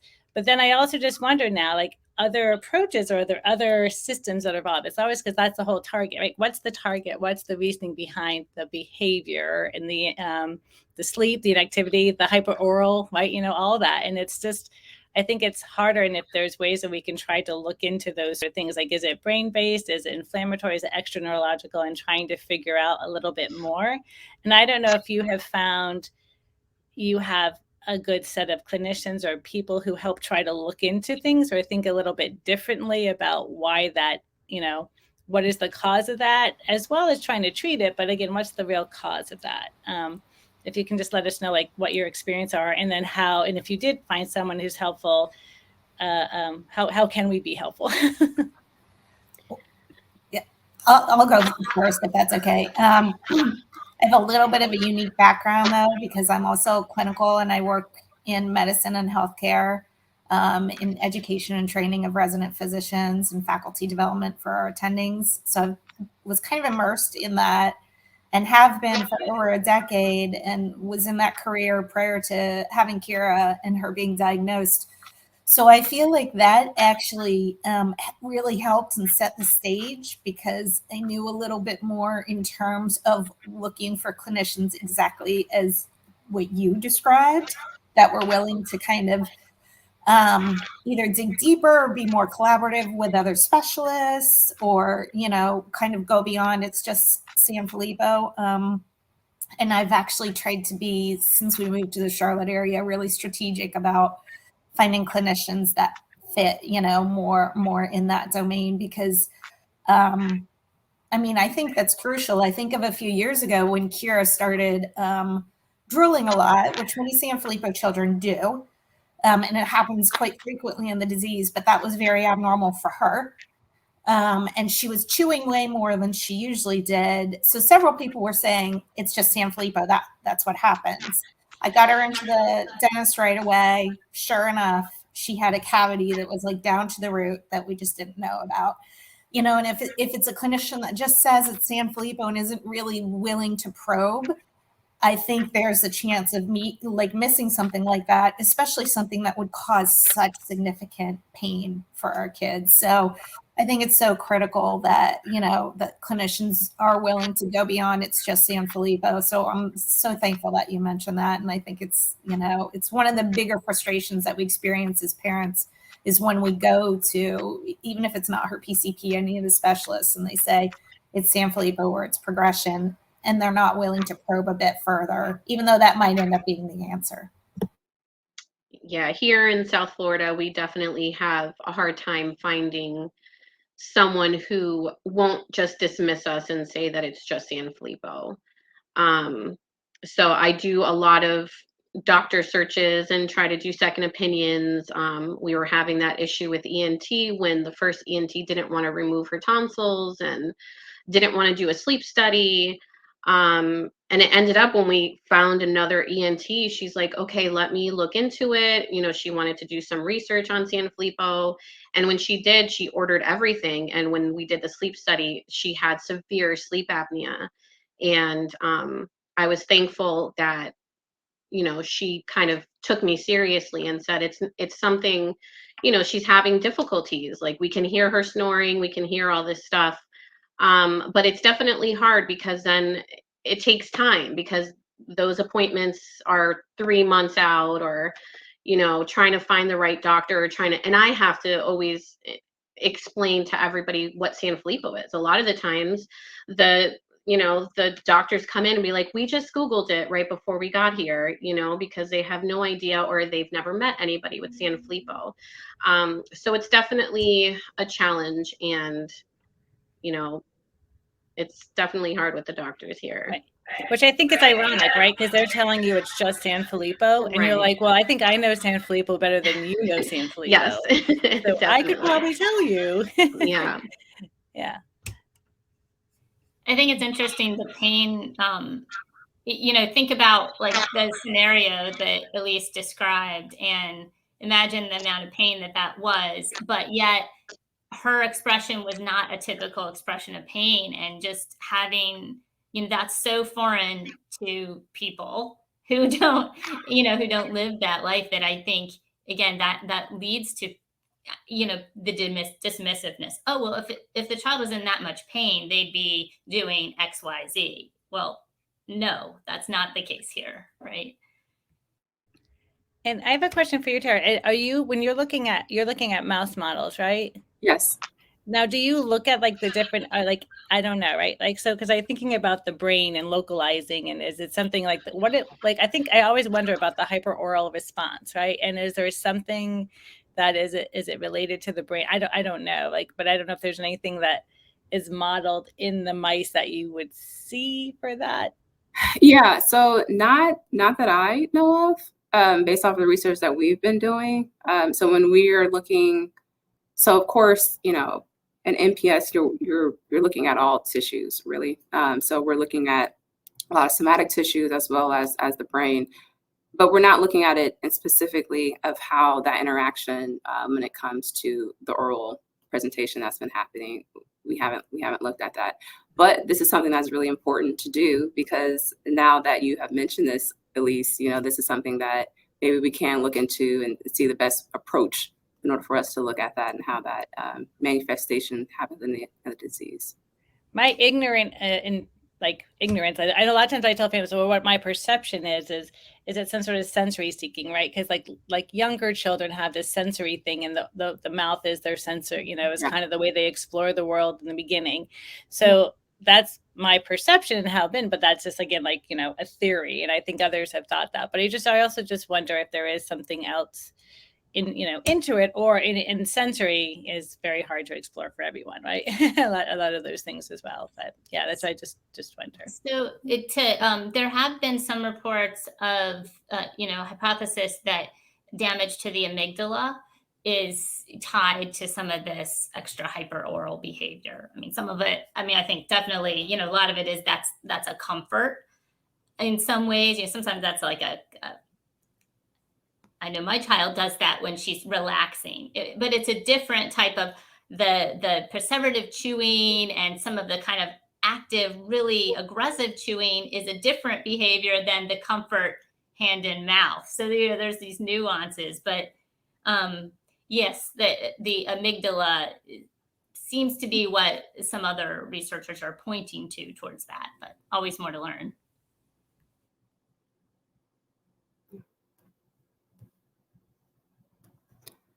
So I wanted to ask you guys about the process of how the kids were diagnosed, and that journey, and how you got to the diagnosis of Sanfilippo type A. Well, for us, Kira started to show a little bit of a speech delay around 3.5. We had her tested, and she was just barely 6 months behind her peers in terms of speech, both expressive and receptive. She had met all her milestones on time. Besides some ear issues, she had been very healthy, physically and medically. And, had all of her motor skills she did on time. She was actually ahead of her peers in terms of identifying letters and numbers and colors, things like that. But we had that speech delay. So we got her into speech therapy. She seemed to be doing well, making progress. A little less than a year later, when she was 4.5, she started to become really hyperactive.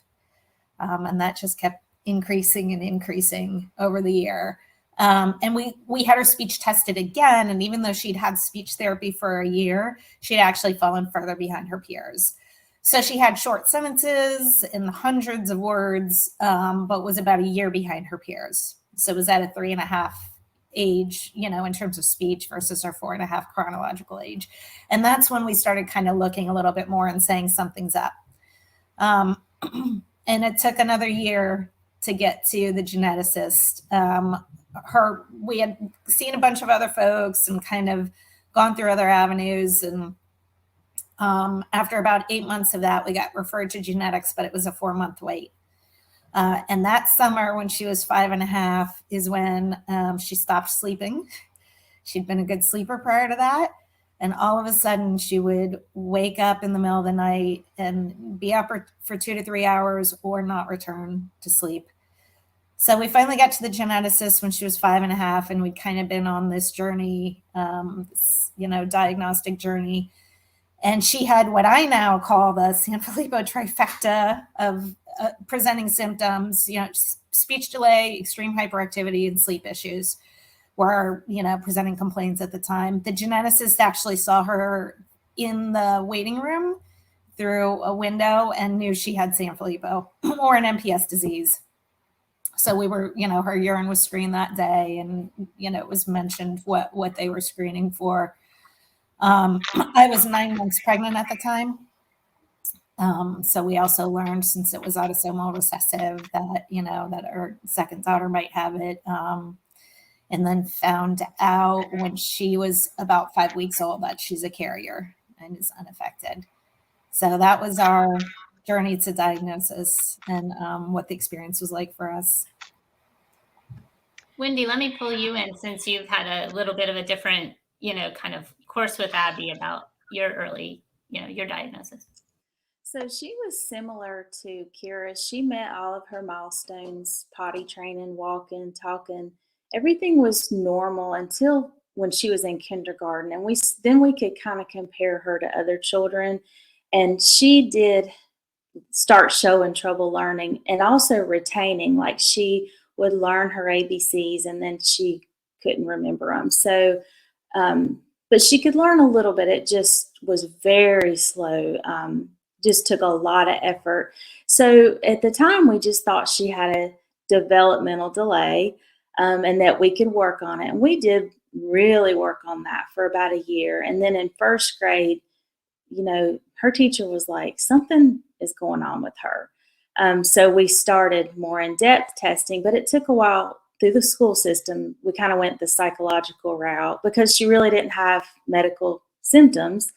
So it wasn't until second grade, she was 8 years old, that we finally got her diagnosis. And we went from doctor to doctor, and even her neurologist. We're in a big healthcare system. So even her neurologist in Charlotte didn't pick up on it. So we wanted another opinion. So we went to UNC Chapel Hill, and we saw a doctor there, and he was great. But it was actually the radiologist who looked at her MRI that she had had a year ago and thought it was a little suspicious. So he said he thought of 2 disorders. One was, I think it was Williams syndrome. I don't know, that kind of sticks in my head. And then the other was Sanfilippo. So when we looked it up, we looked at the pictures of the Sanfilippo children, and we just knew, we knew before she had testing. So sorry, just, So it took, she was 8, so it took about 3 years to get her diagnosis, which was frustrating. but we're so thankful though that she is able to stay in school, and she still learns a little bit. It just takes so much effort, and yeah, it just took a long time. I want to bring up the topic of, hopeful future treatments, and, kind of knowing that we're not starting from a newborn. What would you expect or hope, what would be an acceptable outcome of a treatment? What are you looking for right now? I think for me personally right now, I would look for slowing down the progression. Victoria, I think cognitively, she's about 18 months old. She's a giant, 6.5-year-old. But honestly, if I could keep her how she is right now, happy and jumping, and even with all the crazy eloping and all that, I think that I would still just kind of want to pause time and keep her as healthy and jumpy as possible. So for me, it would be slow down the progression. If there was something right now, to help with that. Thanks. Elise? Well, for me, I think even just, improving some symptoms that would improve quality of life, not only for Kira, but for our entire family, could have a really huge impact, very significant one. The restlessness that I described earlier that we're back to, that impacts all of our days, all day long, for her and for the whole family. And I think even just making her feel more calm and comfortable, and improving that piece of her quality of life could have a huge impact. And then also, what Dr. Emrick had mentioned earlier, just about like the hyper oral stuff that's going on.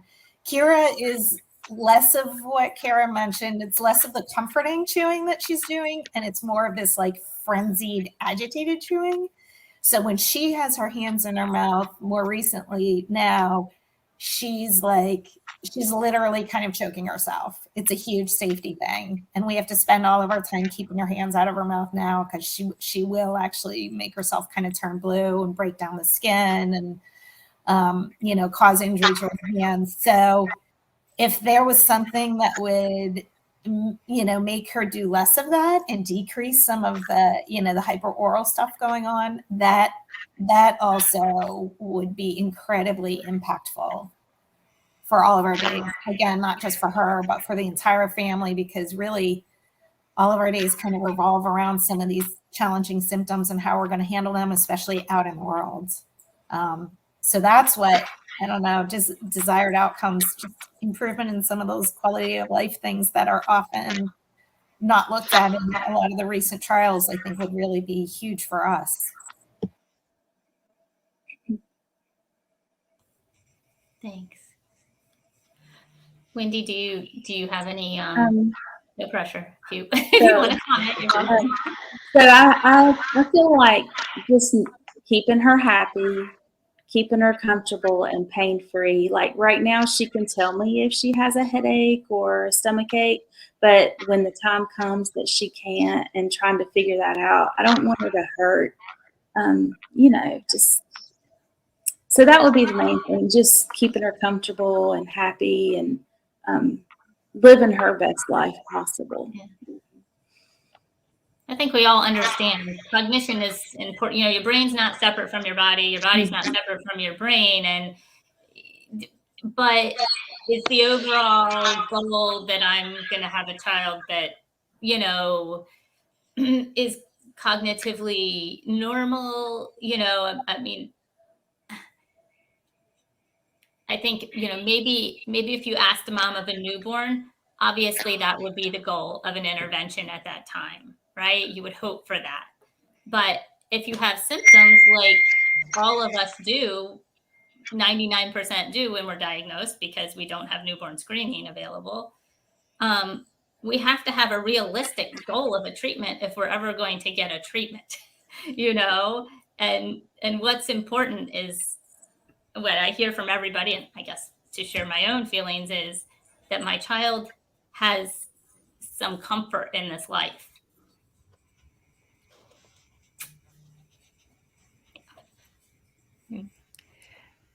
And I think that's so important because I think it's not just going to be one and done anyways, right? When it comes to any sort of treatment. And I think that's a big thing is it, at least it seems, and even my colleagues are like, oh, well, you know, gene therapy is going to fix it all. I'm like, well, no, right?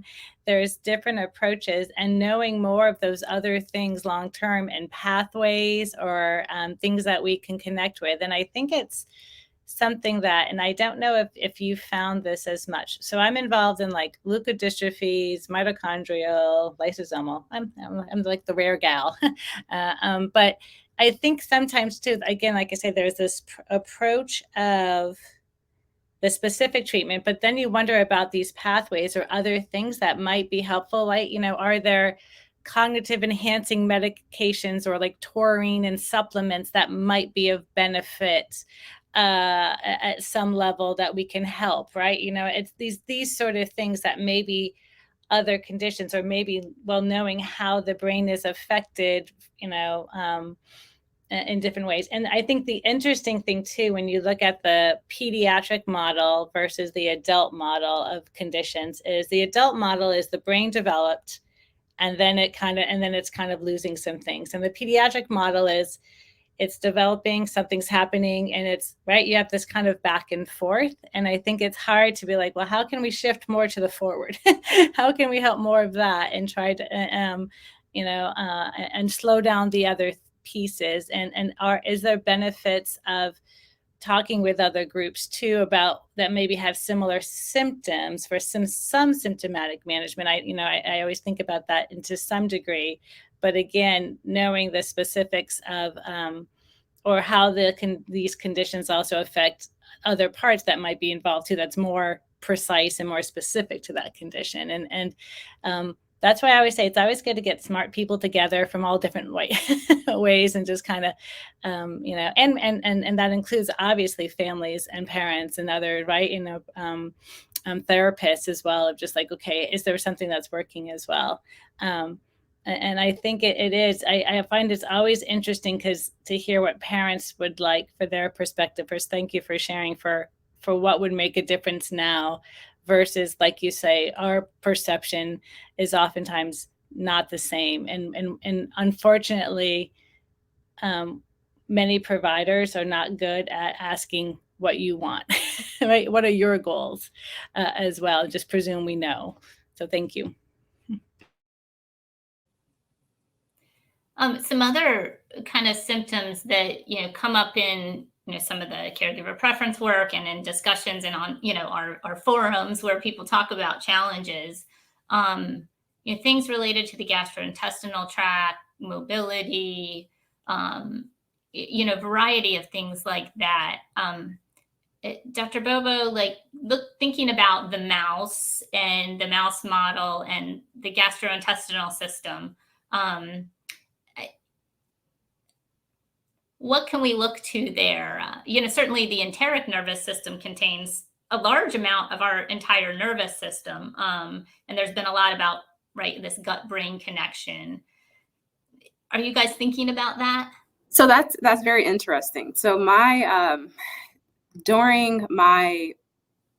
first got out of graduate school and the research lab that I was working in there, we were starting to dive into that because it's a hot topic starting a couple of years ago of that gut-brain connection and, how we can, vice versa, we can kind of help the brain by helping the gut. So I haven't looked at it here, but that is something that I do have a little bit of experience about. So that is maybe something that we can start to look at into this lab and start to expand. I think this is why this is necessary, right? And so we kind of come in and we have, okay, these are our goals.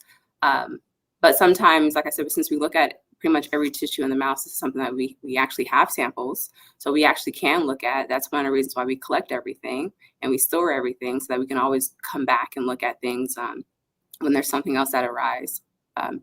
So it's short answer, no. But there is something, we do have samples, and that is something that we actually can look at. And like you said, I've actually been hearing a lot of the GI issues. And so that's definitely an avenue that we can start looking at moving forward. Yeah. I think years ago, Dr. Fu had begun to look at, some of that work, but, maybe kind of delving in more and revisiting it in the new context of the patient's symptoms would be really interesting. Right. Absolutely. Yeah, I think about things that are treatable, right? Like there's at least a treatment and a target for an immune system, GI, a lot of those things, right? That I think a lot of times I don't think we focus a lot, we what's the classic form, or how does MPS IIIA, like how does it affect the brain and the liver? But then, right, there's all these other parts that I think we're all learning, especially as we have children with more attenuated forms, or adults with learning to see, maybe to look at them who are living longer, and and also hopefully we're getting a little better at symptomatic management, and children are also living longer too, and healthier and better lives. I think that's, again, right, the ultimate goal, and how we can do that. So that's, again, I think it's great to get other people involved, other specialists involved, and thinking about it. Yeah, definitely. You had brought up supplements, and that's been a topic of kind of questions when we've had some other discussions with other subtypes. And I think it's, we always kind of look back and, okay, well, what is the mechanism? And do we think that this supplement might support it in this way, even though we haven't been able to have that data specific to Sanfilippo? We're extrapolating, right, using common sense and other information from other diseases. But how do we start to be able to make better informed decisions, or more personalized decisions about uses of different supplements? Yeah, I think the mitochondrial world is pretty good for this one, because a lot of people will say there's the mitochondrial cocktail, and there's not a lot of great evidence. And you'll have some people say you have to be on this and you have to be on it all the time, and others will say one at a time. And it's, there's still still a lack of evidence, number one, right? Number two, though, I think oftentimes the way I approach it with families is, okay, what's the negative side effect? And what are the things we're trying to do? I tend to be one who will do one at a time, just because if there's any side effects, I just want to make sure that we don't throw everything away because of that. I think areas of exploration is also although I was just kind of commenting about the extra neurological features, but the hard thing with a lot of these supplements are, do they get to the brain? Right. And so how can you target and go through the blood-brain barrier for a lot of these different supplements? And there's people doing different things now to try to help target that. That's another area of research and stuff, of different nanotechnologies and all this other interesting stuff there. But I think it's a thing where, and then the third thing, it's not regulated. So I think that's another big thing, right? So if I was going to choose a supplement, what supplement should I choose, and what's a good supplier? And I think that's another thing. So I oftentimes will have these discussions with families and thinking about, is it regulated? Is it something that, if it's not regulated, well, which most of them are, okay, so, well, what one has some sort of QC, quality control? Do they have some sort of quality control thing to see what else are in the supplement? So I think Nature Made is one that they usually have some sort of we tested USP or something. They do some sort of testing, at least, to tell you what you're getting is what you're getting, versus not knowing what else could be in there. I think a big one is we're learning more about is melatonin, for instance, right? So melatonin, over-the-counter melatonin, everyone's oh, be on melatonin for your sleep. And you're well, my child had a paradoxical reaction to melatonin. Well, was it the melatonin, or was it something else that was in your melatonin? I think that's a key thing, right? So is there a way you could try to do pharmaceutical grade? Is there some way where you could try to simplify, so what you're getting is what you're getting, and your child's not having a reaction to something else that you just didn't know what was in there? And so I think those are kind of the different ways and approaches. And I think you should always talk with your physician about what you're taking, just because even though it's an over-the-counter supplement, there can be reactions to different things, and to other medicines, or to the liver, especially, right, for the Sanfilippo. I think those are the different things. And I don't know if, I know in the Sanfilippo population, there's been, some people who've been taking the certain supplements, and, and again, then the other thing is maybe some react to some and some don't react to the other. But I think that could be, I always think about looking at those populations, maybe you have a better response. There might be more to it too, but I don't know if I answered your question or a lot of questions. Yeah, and the dose too. What it takes. The dose, who knows, right? Yeah. I think we're all just kind of doing our best, given that we have no treatment. We're all just doing our best. And then also, I think, within, parents share a lot of, their own personal experiences with things, which can be really, really helpful. But I think it's also important to remember, is because something works for one person doesn't mean, each child really is different, and we all have a whole other host of genetic and environmental and health situations aside from Sanfilippo that come into play with how you respond to any kind of treatment. Right. Yeah.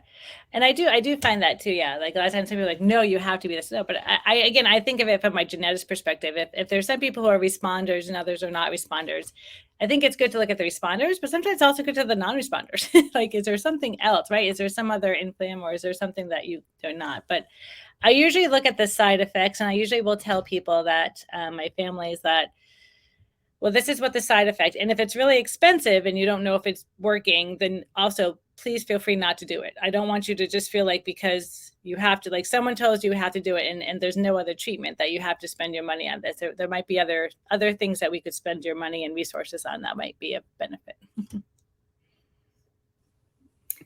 We have a question about diet.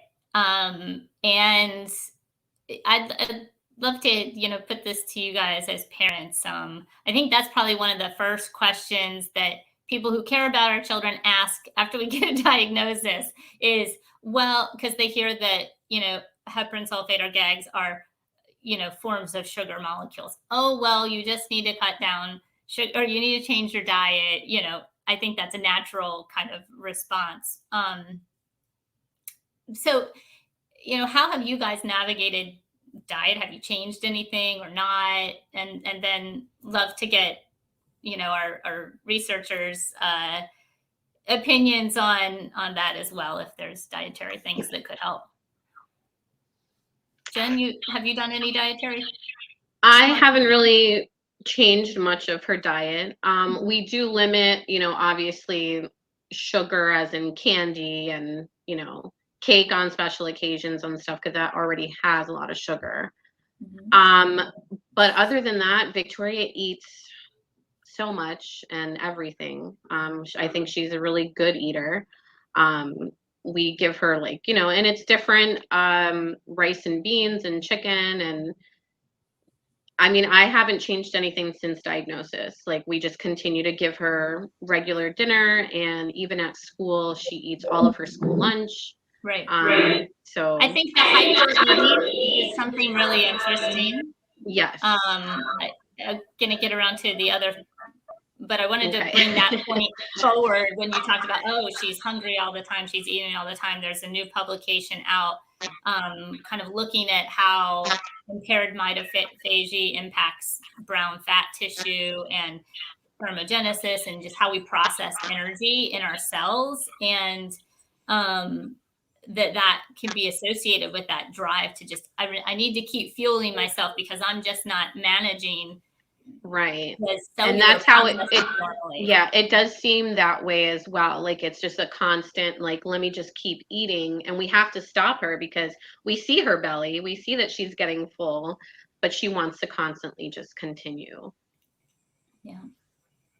Elise? We actually cut out dairy just a few weeks before diagnosis. Kira was suddenly having extremely loose stools.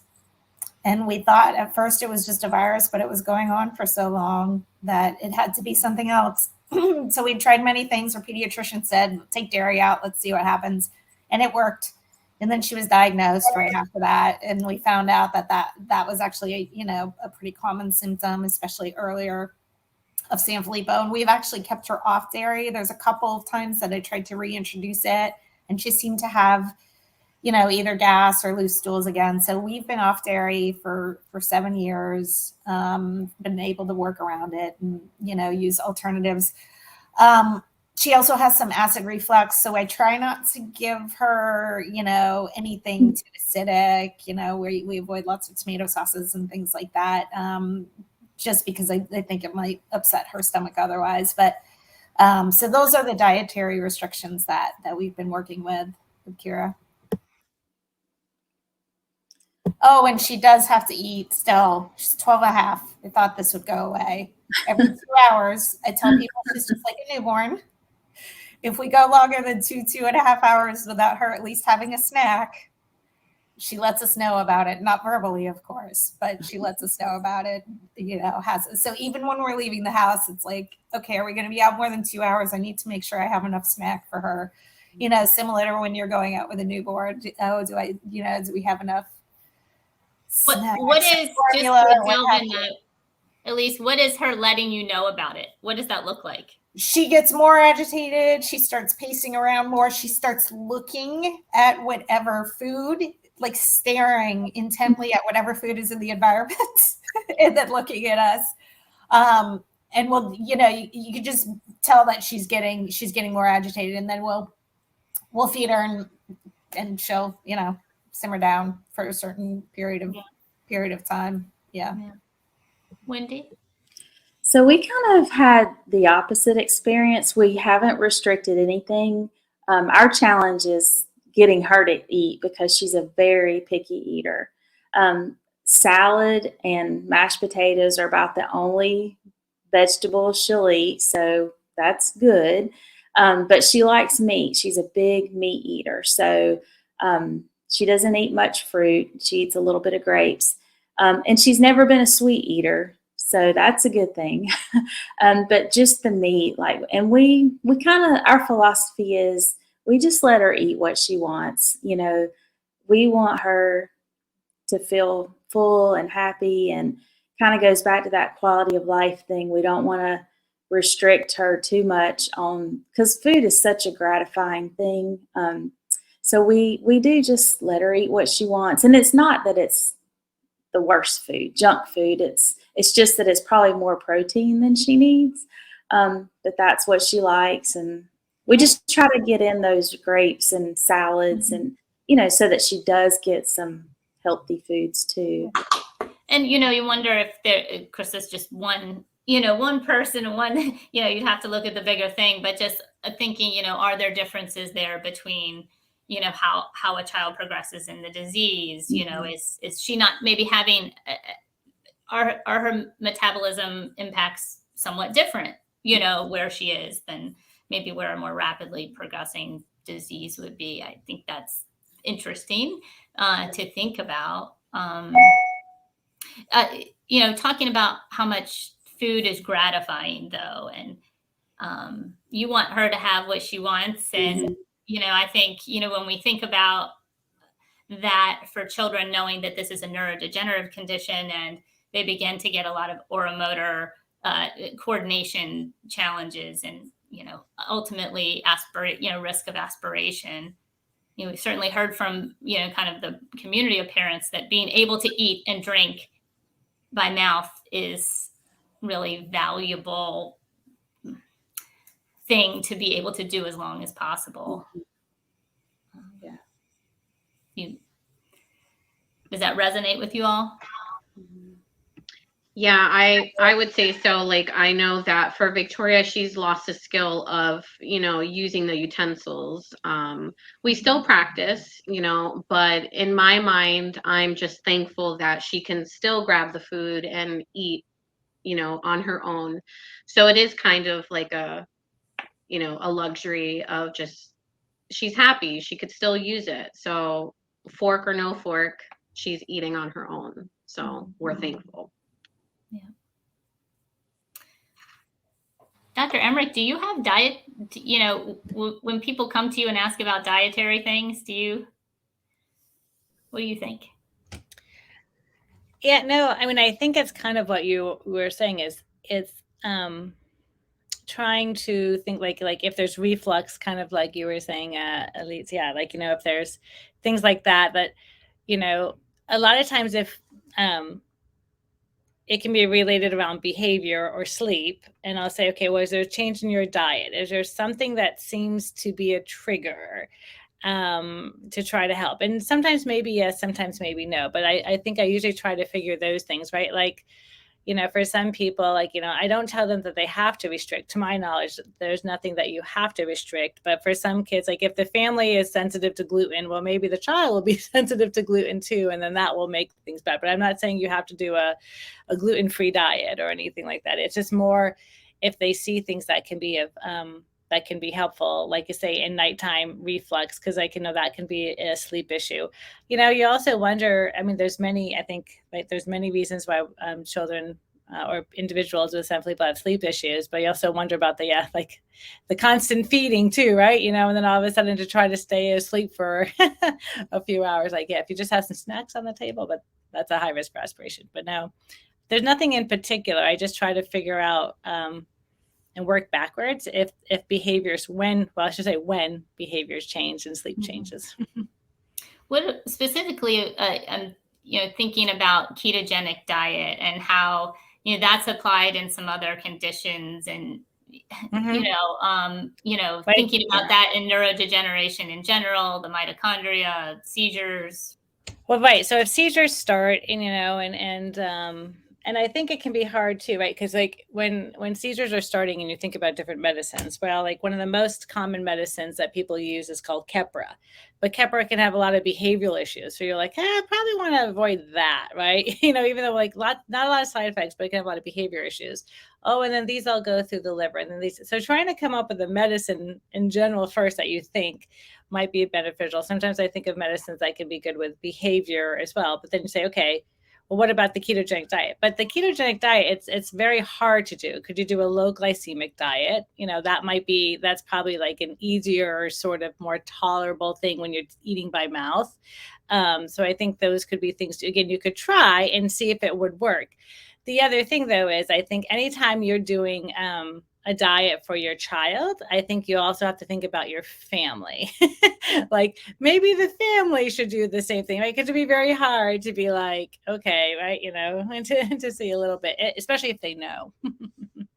But yeah, but there could be some benefits. I mean, we know the ketogenic or like low glycemic can be helpful for certain different types of seizure disorders, and as well.